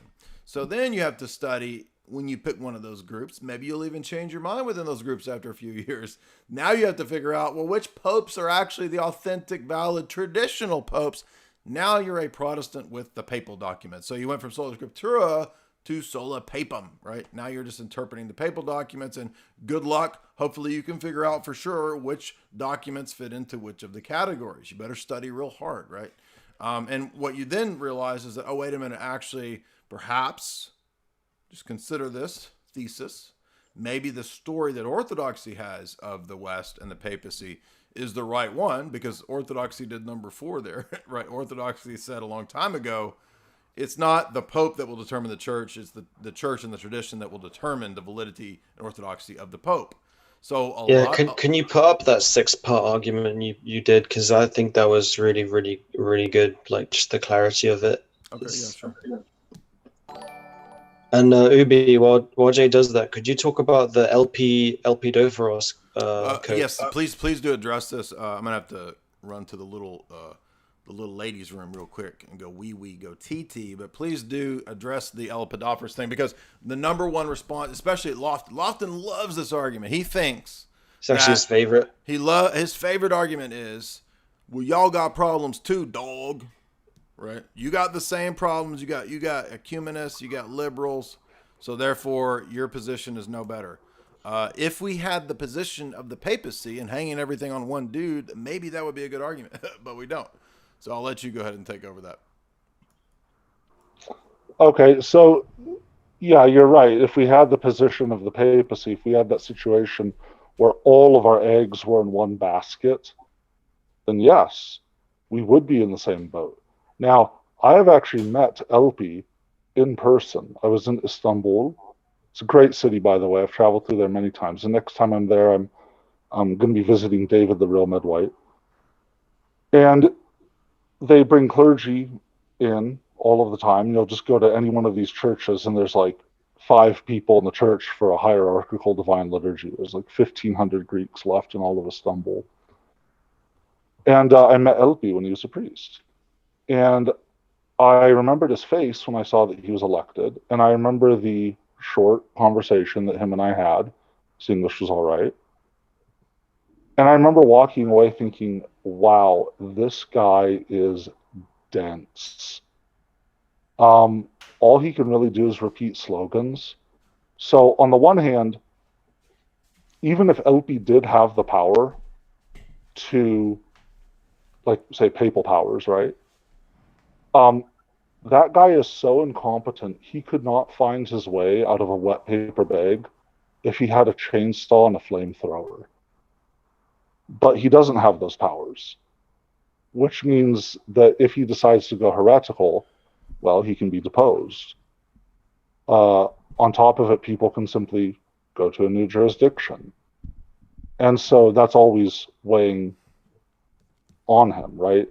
I think the situation with LP is that he's a foreigner, and he's kind of clueless. He's a clueless foreigner at that. He's not a bright one. And he's trying to feel out the culture and where things are going. And he's trying to predict where things will go as a way to gain popularity. And he's severely misjudged the people in the churches.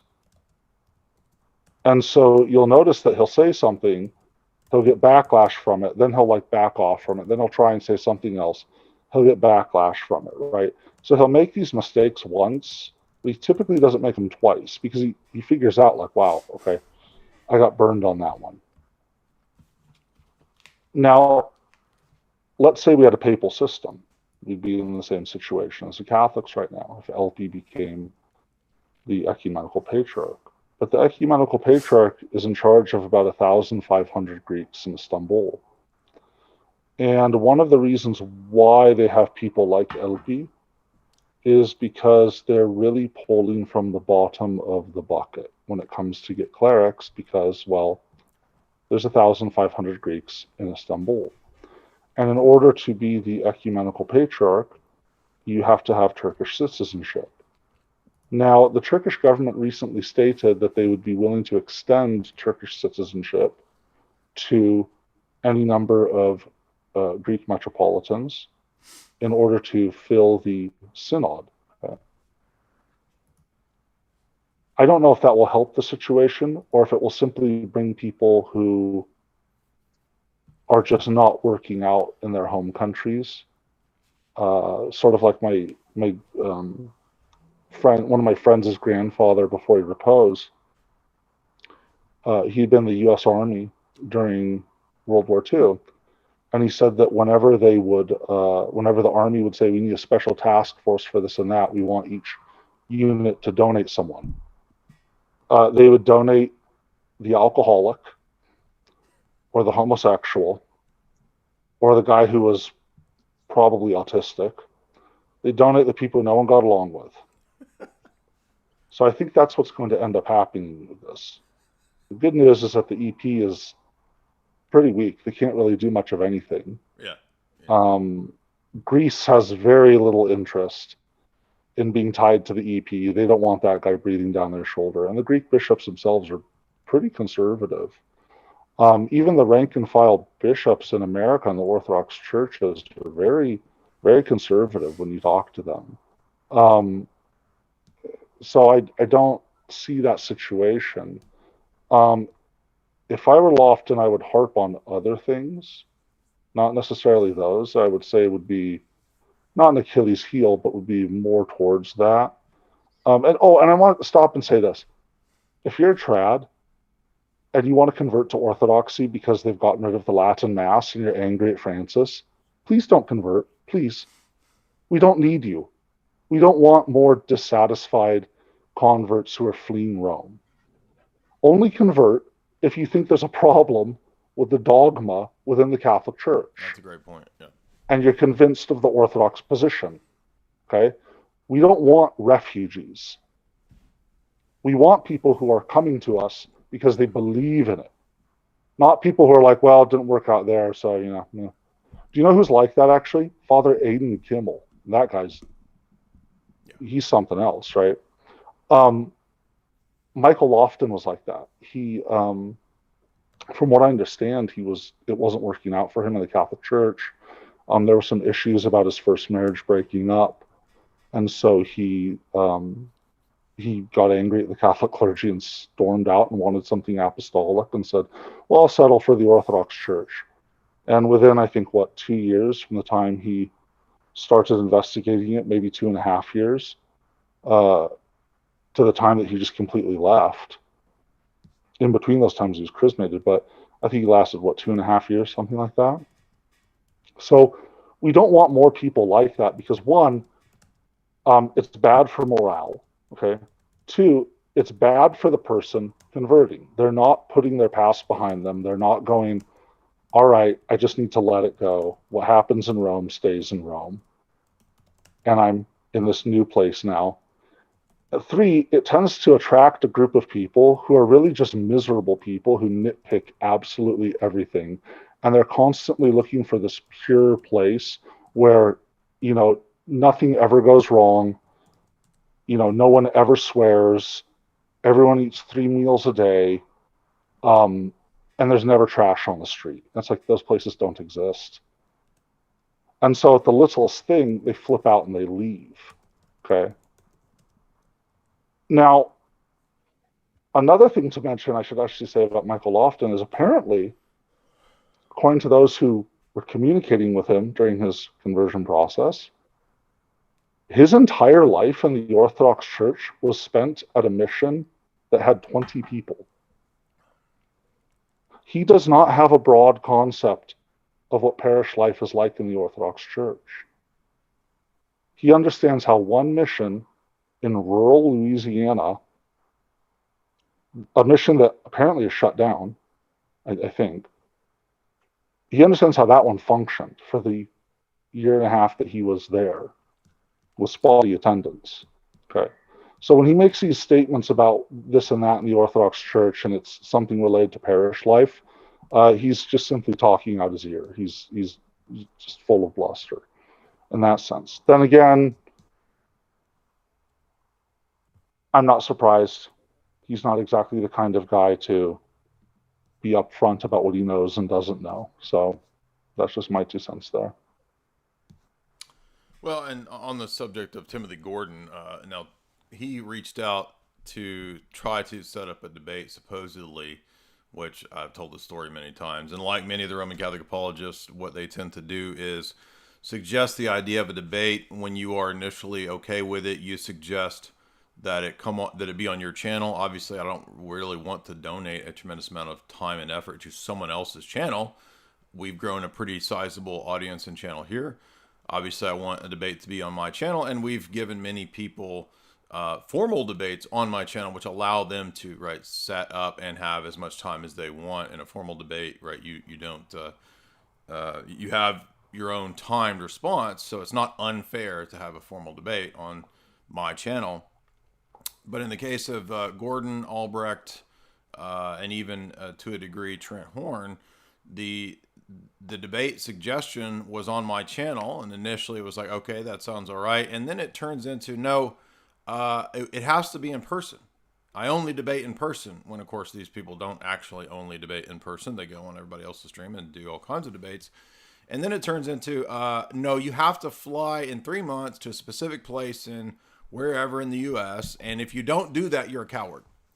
And so that's literally what all those guys have done, including Albrecht did it 3 times. Gordon did it once again in the last month. He said, tell Jay that he's got to fly to whatever, meet me in person, and give me 3 months. I will master the Orthodox and Eastern Fathers in 3 months. I'm like, dude, that is completely arrogant. You don't even know what you're getting into. As a Thomist, admittedly not having read any of the Eastern Fathers, you're not going to master the Eastern Fathers in 3 months. It's just silly to act this way. And so in response to that, we got a whole host of fart memes. So that's the quality of apologists that you have with, I'm not joking, with Timothy Gordon. So no, I'm not going to debate Timothy Gordon because I already gave Timothy Gordon the opportunity to debate.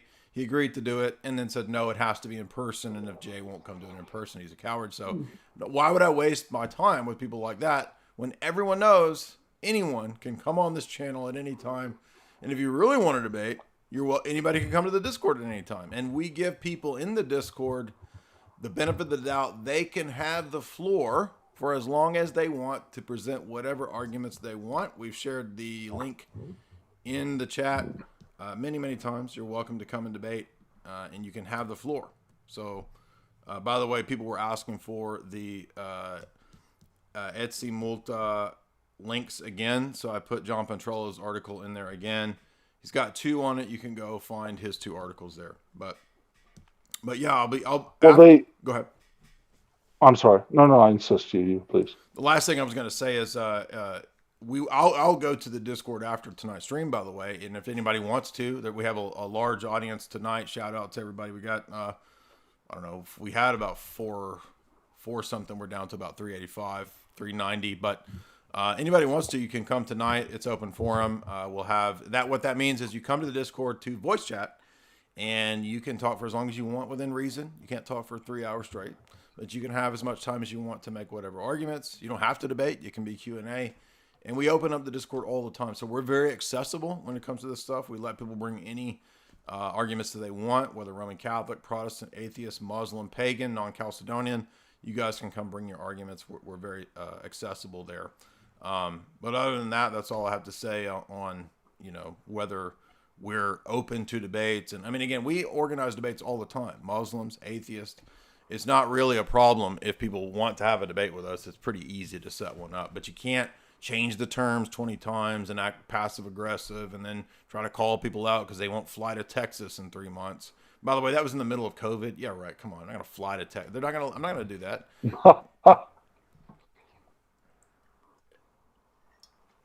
Really? He said that in the middle of COVID that you would need to fly to Texas? Yeah, that was Gordon's proposal. And if you don't, right, we got you. Coward. Wuss. And I tried to explain to Timothy Gordon, wow, like, bro, look, dude, I'm trying to help you out here because I'm not being arrogant, but you're not going to know the theology and the state of the question from an academic perspective in 3 months. Nobody can do that. It's not an attack on your intellect. I'm not saying that you're dumb. Obviously, if you're studying Aquinas, Aristotle, Thomism, you're an intelligent person. I'm not saying you're dumb. I'm just simply saying that the idea, which he was touting, I'll master your theology in 3 months, because he's a real sort of braggadocious like that, like he thinks that's a strength or something. But I'm like, yeah, you just he can't has do that it. frat boy feel to him. I'm like, you just can't do it. I'm trying to help you out here that it would take more time to work through, the writings of Dr. Bradshaw, the Radagowitz thesis. This kind of stuff takes time to work through. You can't just pop in and be some sort of, badass expert on the topic of essence energy and all that in no time. And there's a completely different interpretation of the Dionysian corpus as well. Yep. Like, he'd have to do all that too.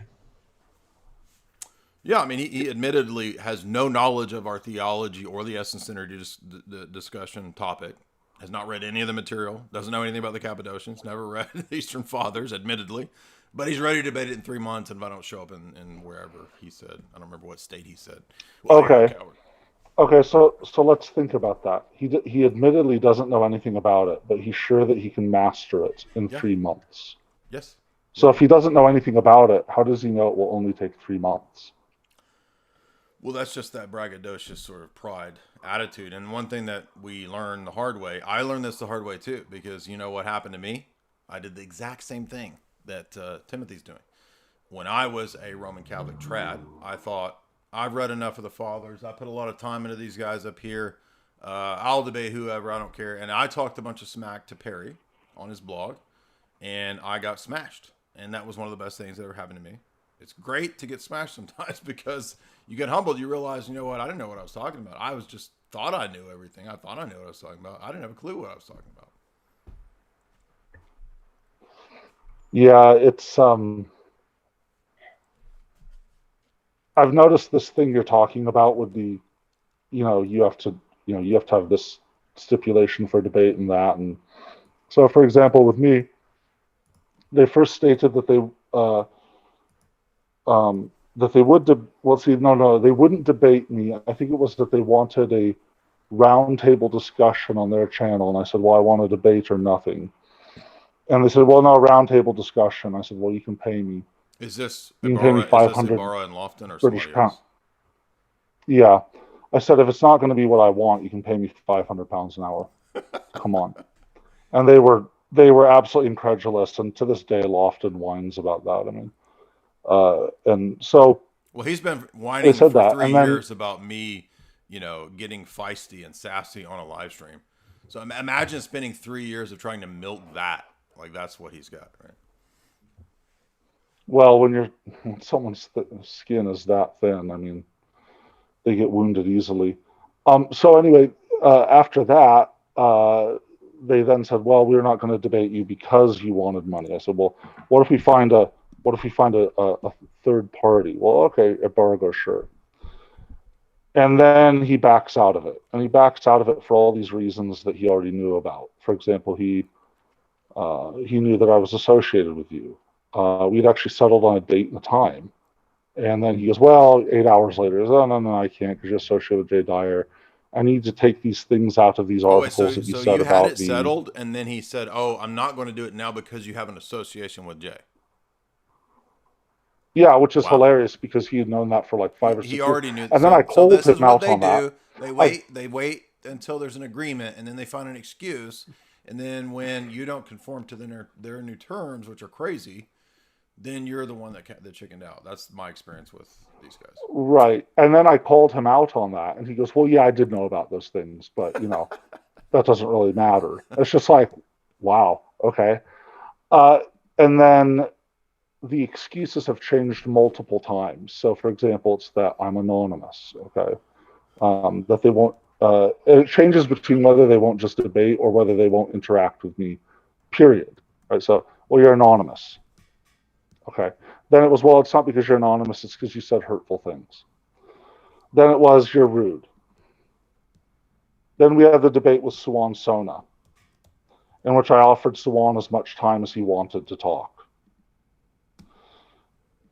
Then I got told that I was simply faking being nice. Okay. So and there we had another debate with James. You'll never satisfy them. That's the point here. Right. They're like social justice warriors. And so, you know what they are? They're like women. That's what they are. Okay. So then we had the debate with Suwan Sona. Then it was, okay, you're just faking being nice. Then we had the debate with Dr. James Lakutis. That's up on our channel. Again, I let Lakutis ramble for like 75% of the time, trying to continually nudge him back on topic. All right. I found out after the fact that he's like 89 years old. I had no idea he was that old when I challenged him. And I wasn't going to be rude to him and, no. It's not how we handle things, right? And so then we had another debate with John Colarafi. That was very fun. One with Swan was fun as well. Swan's actually coming back on to our show on August 7th with Sarah from Hamilton. And so we have 3 debates now where we've let people talk as much as they want. We haven't yelled at them, haven't shouted, haven't called them names or anything. So now the answer is, well, yeah, you are nice, but you weren't nice to us in the beginning, so we're not going to debate you. So if you don't go back in time and change things to where I accept it, then yeah. So this is just like women tactics. Dude. And then we have exactly. It's super female, and so no offense to any of the female subs out there, you're wonderful people. I have a lot of sisters, a lot. Okay, they're wonderful people. So there's another guy whose name I won't mention. I'm not going to promote him, but he's this like guy with hardly any views on his channel, and we've offered him a debate 4 times now. And after we had offered him a debate 3 times, he goes onto his YouTube channel, and he goes, "Hey, Ubi is saying that he's challenged me to debate 3 times, and I've refused." Or sorry, he says this on Facebook. Ubi is saying that he challenged me to debate 3 times, and I refused. This isn't true. The reason I refused the debates was, and then proceeds to list why he refused the debates after stating that it's not true that he had refused the debates. And the reasoning is, Ubi is anonymous, right? Well, okay, why is being anonymous something that bars you from debating me? Certainly doesn't bar you from, right? It certainly doesn't bar you from like making videos about me, right? It certainly didn't bar reason and theology from interviewing classical theists, just completely anonymous, right? But then again, they don't desperately want to dox classical theists. Yeah, they want to dox you. Right? He's on Team Rome. Right, exactly, because there are no answers, right? I mean, the drama of these guys goes on, and at a certain point, you just go, all right, well, I'm going to go do my thing over here, and you can be wounded and whining over there. It is interesting to talk about once in a while, but typically it's just sort of it's sad that there are people like that in the world. So maybe it's best if we move on to another topic, more about the motu proprio. Yeah. So what I add to, so people are asking questions. So the really good Orthodox blog, been there for many years. People were saying, what were you talking about getting into a comment debate? Well, so I used to comment on energetic procession when I first encountered Orthodoxy, and I thought, oh, well, this is just a That's a great website. Yeah, so there it is in the chat, by the way, if you want to visit that website. There's a lot of great articles going back to like 2000, I don't know, 3, 4, 5, long time ago. And also remember, everybody, that Ubi's channel is linked in the show description. So you should also, if you're not following Ubi, definitely go over to his channel. It's the top one.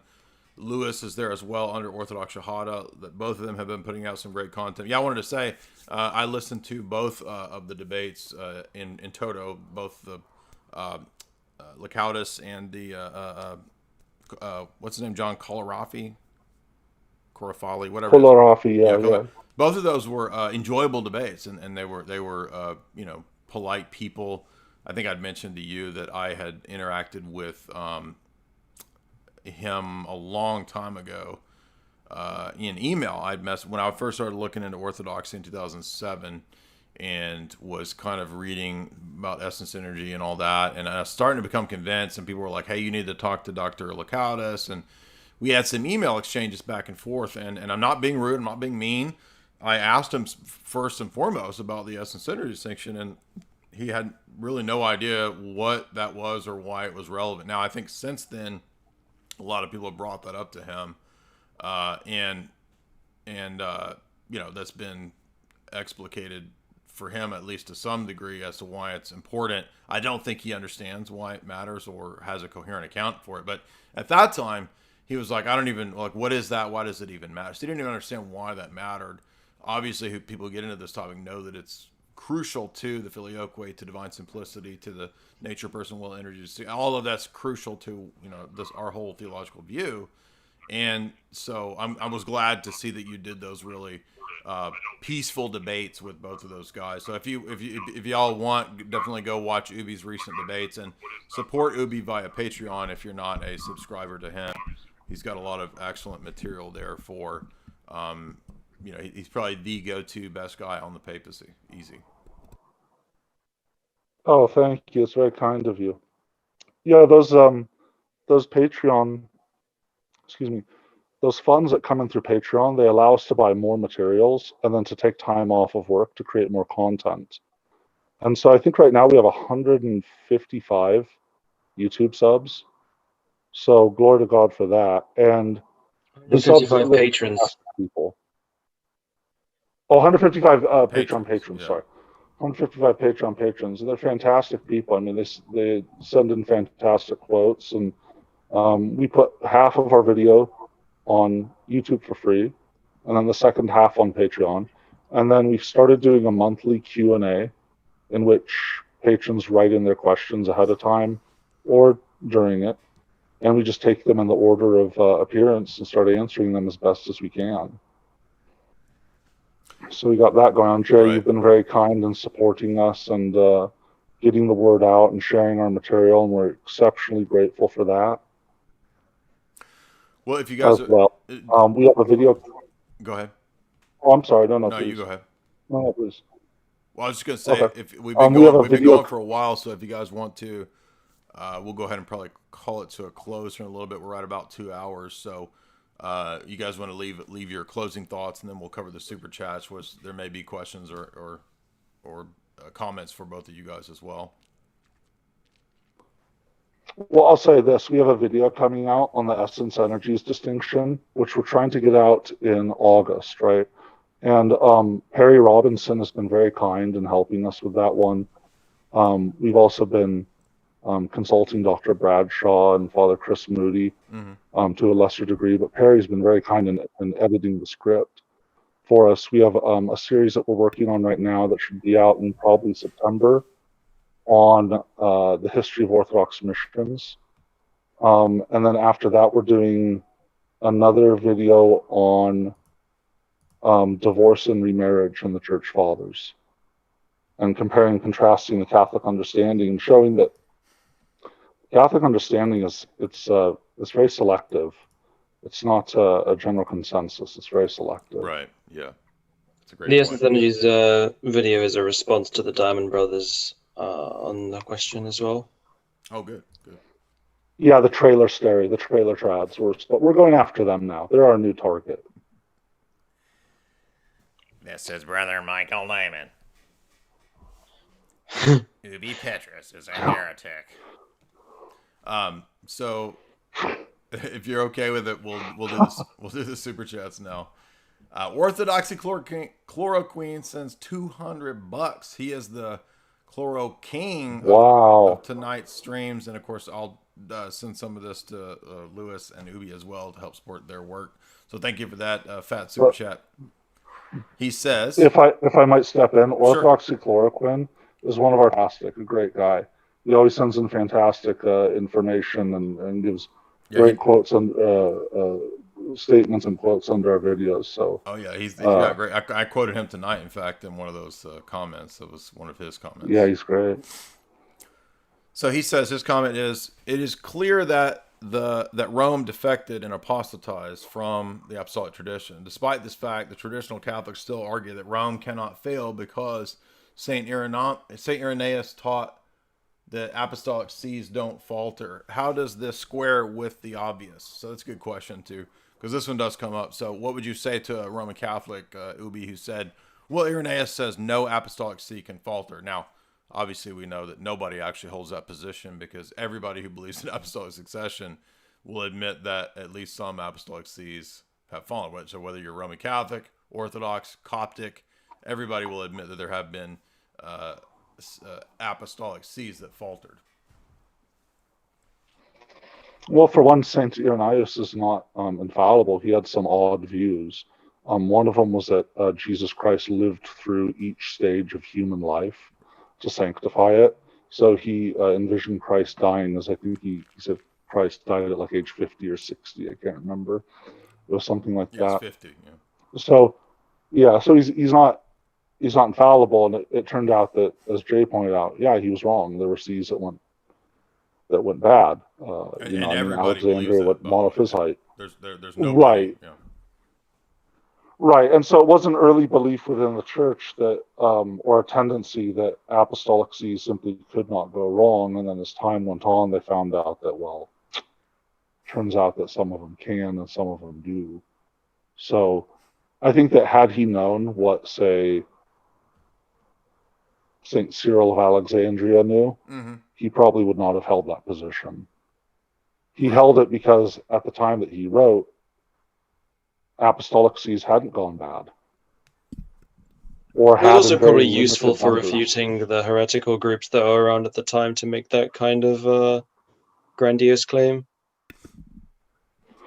Yeah, but he's not really one who has a penchant for making grandiose claims. Okay. That's not really his style. He's more sober. I mean, his writing is very detailed, and it's very at times it seems sensational, until things like the Nag Hammadi library was found, and we start learning more about Gnosticism, and sure enough, things that can be verified that he has written on were verified. Like, wow, okay, he was right on. He was not exaggerating this.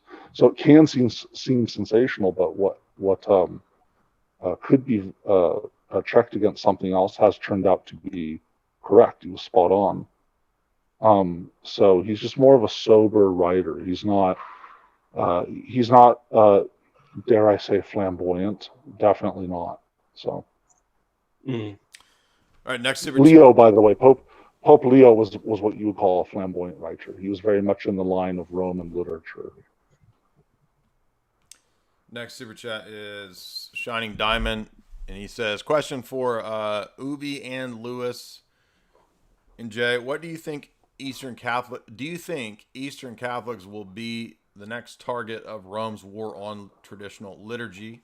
And if so, what will Ibarra and Lofton do then? Well, I can speak from having formerly been Roman Catholic. I didn't attend the Eastern Uniate churches, but even back in the 2000s, there was already liturgical variants, liturgical abuse throughout Uniate churches as well. So this is actually there's not a safe haven in Rome where you're going to get away from the reforms of Vatican II, because they've spilled over into Uniatism as well.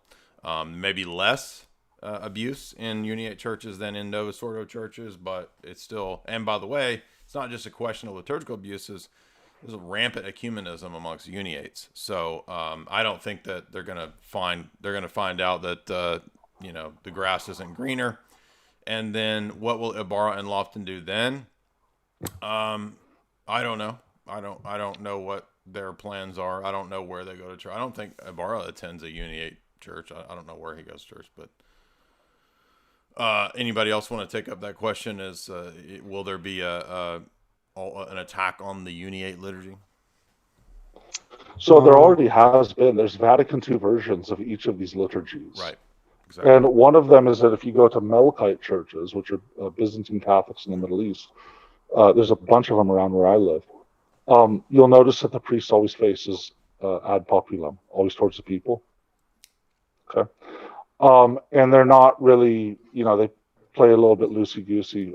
For example, a friend of mine was telling me that at a Melkite parish that he goes to, and he mentioned this like it was no big deal, that when it was a blessing of the waters, the priest had one of, like, his sacristan bring in a flatbed cart that had like about a dozen or so packages of Costco bottled water, and they just like wheel it in front of the altar, and the priest just like does the prayers blessing of the water, and then stands there and hands out bottles of Costco bottled water to everyone, right?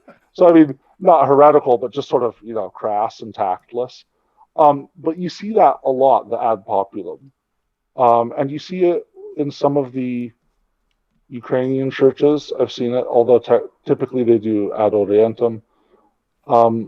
You also see it, let's see, where else? In the Maronites. The Maronite liturgy has just been completely gutted. It's basically I mean, in so many ways, it's a Novus Ordo liturgy. If you compare it to what it was versus what it is now, they've more or less done away with sacred languages and the uniate rites, which can be a good thing, depending on how you look at it, depending on the pastoral needs. But, I mean, they've played with the uniate liturgies before. One of the issues with the Ukrainian uniates was that they were doing rosaries and Stations of the Cross and adoration and all these other things that were very Western. And they were brought in by the Polish Catholic priests. A lot of them were Jesuits who were entering into the uniate clergy. So it's not like they haven't done it before. And then recently Francis just, I mean, they say that he did it with the permission of the uniate hierarchy, but realistically, Francis goes, well, we need to update the canon law of the Eastern Catholic churches. I mean, what do you do when the Pope says that, right? I mean, what do you do when this guy who can have you defrocked at the drop of a hat goes, yeah, I'm going to update your canon law? You go, well, it's good as it is. And he goes, no, I really should. You go, well, I'm not. And he goes, no, I'm going to do it. And you go, yeah, do it. Okay, you have my permission. I mean, it's really a situation where, for them, where you have the fox guarding the hen house. So, I mean, if he doesn't like what you say, I mean, he just defrocks you, replaces you with someone else. I mean, if people don't believe this, look at what happened to the Dubia cardinals. You just ignored them until 2 or 3 of them died off. I can't remember if it was 2 or 3. I mean, look at what he did to Bishop Athanasius Snyder. Just transfers him. Look what he just does to Cardinal Sarah, just moves him aside. I mean, so they're going to gut the uniate liturgies. They have in the past, and they kind of restored them, but it's a matter of time. I mean, once the uniates become obnoxious enough, which they will, especially with a bunch of trads swinging there, they'll turn the guns on the uniates. Big Scotty for $10. It takes multiple video rewatches for both Jay and Ubi videos to get all the information, but I love it. Keep up the great work, guys. Well, thank you, Big Scotty. Great Scott! Marty!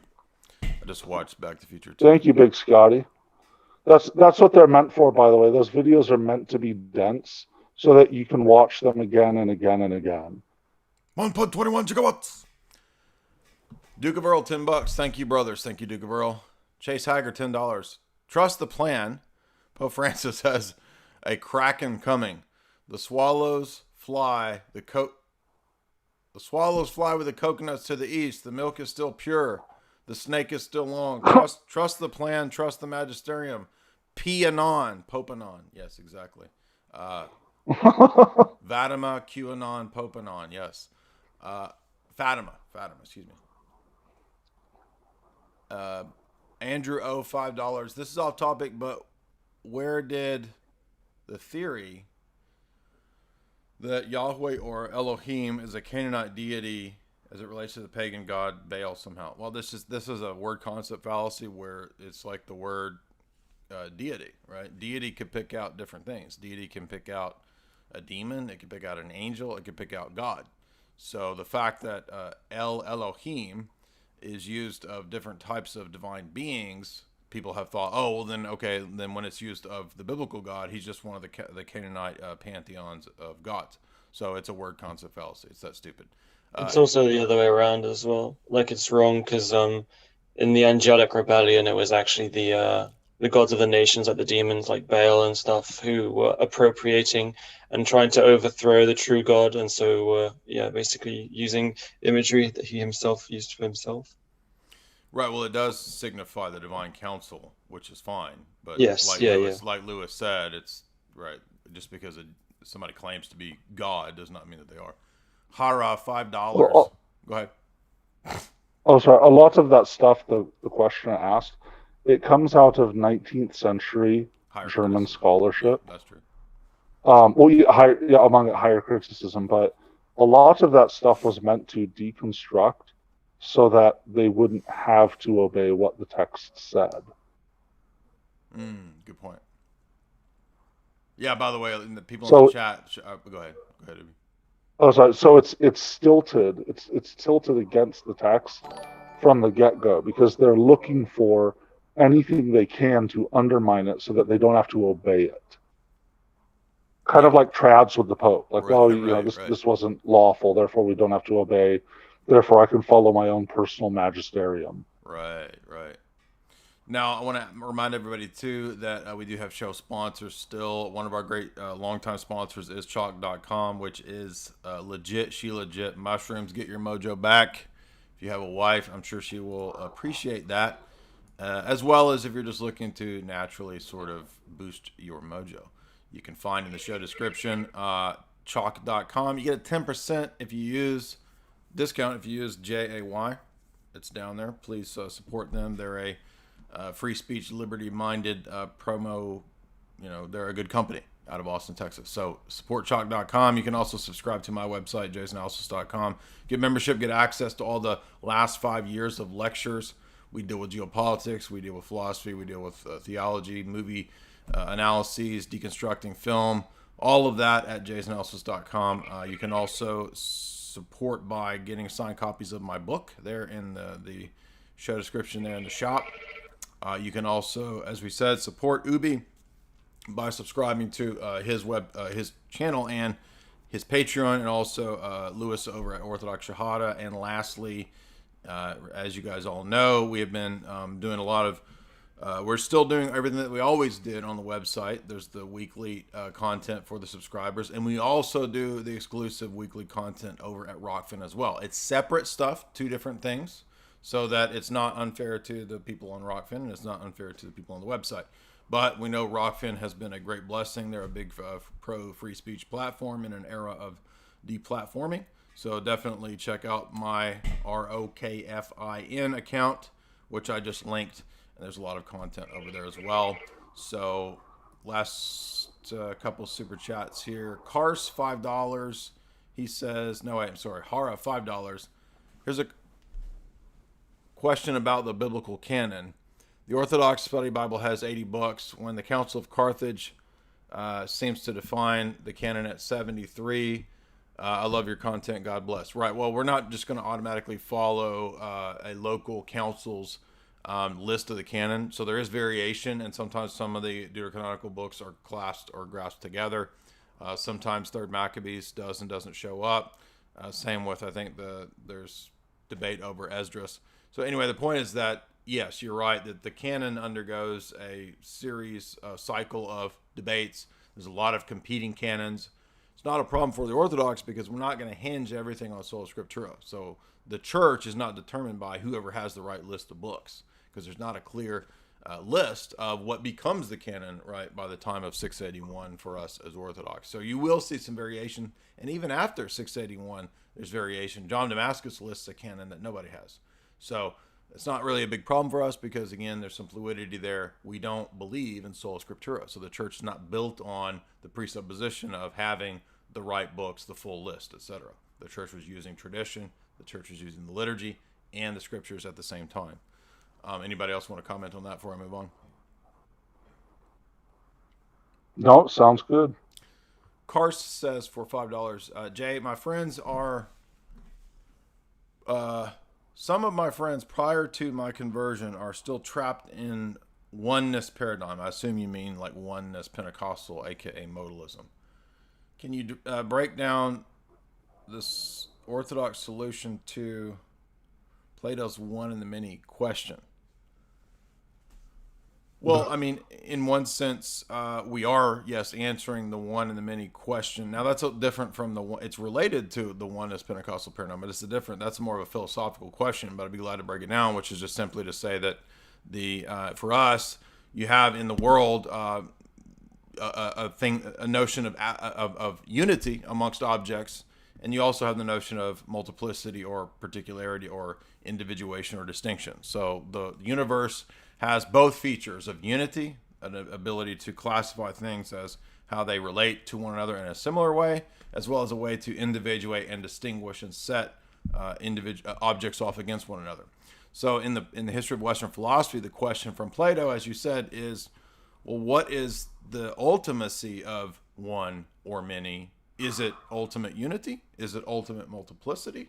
Maybe the universe is just a bunch of chaos and flux. Or maybe it's both and. Maybe it's all illusory, right? So that you have different philosophical answers to that philosophical metaphysical problem. I do think Orthodoxy has a unique answer to that solution. You see, if you read Yaroslav Pelikan's book, Christianity in the Classical Tradition, he will go into the Cappadocian approach to this metaphysical question of the one and the many. There's a whole chapter on the one and the many in there. And he basically says, yeah, the idea for us is that God is the ultimate source of both absolute unity and absolute multiplicity. And there's different ways in which God is multiple too. It's not just multiple in terms of three persons. There's also multiple energies. So that's a unique solution that Orthodox has. But in regard to your friends, if they're one is Pentecostal, is probably they're not probably going to be that hip to a bunch of philosophical jargon. You would probably fare better with showing them places in Scripture where Jesus obviously is speaking to the Father, right? Who is Jesus praying to? Use the Muslim argument. Who the Son pray to? Who Jesus pray to? Who Jesus pray to if God? Right? So that's the thing. The Scripture shows us both unity in God and real distinctions in the persons. So if they're not, go listen to my Gospel of John lectures where we go through every chapter of the Gospel of John showing us the deity of Christ and the Trinity. So those are the best ways to, I would say, argue with a oneness Pentecostal, because they're not going to care what you say. I mean, they're not the most philosophically astute group of people. They're not going to care what you say about a bunch of Plato. And Basil has good homilies against the Sabellians as well. That's a good point, yeah. So look up Basil's homilies against the modalists, the Sabellians, and so forth, the Eunomians. Anybody else? It's 2:30 a.m. for me. So oh, well, sorry, Lewis. Thank you for staying up. It's past your bedtime. I know you got to get to bed. Ubi, also thank you for joining us. Great stream, great insights. Everybody be sure to follow Ubi and Lewis. And any closing remarks, or I'll let you guys go. Oh, it's been fantastic being on. Thanks for having us on again. It's been too long. Yeah, come back It's been sooner. too long. Let's do this more often. Sure. And we're looking forward to the future streams and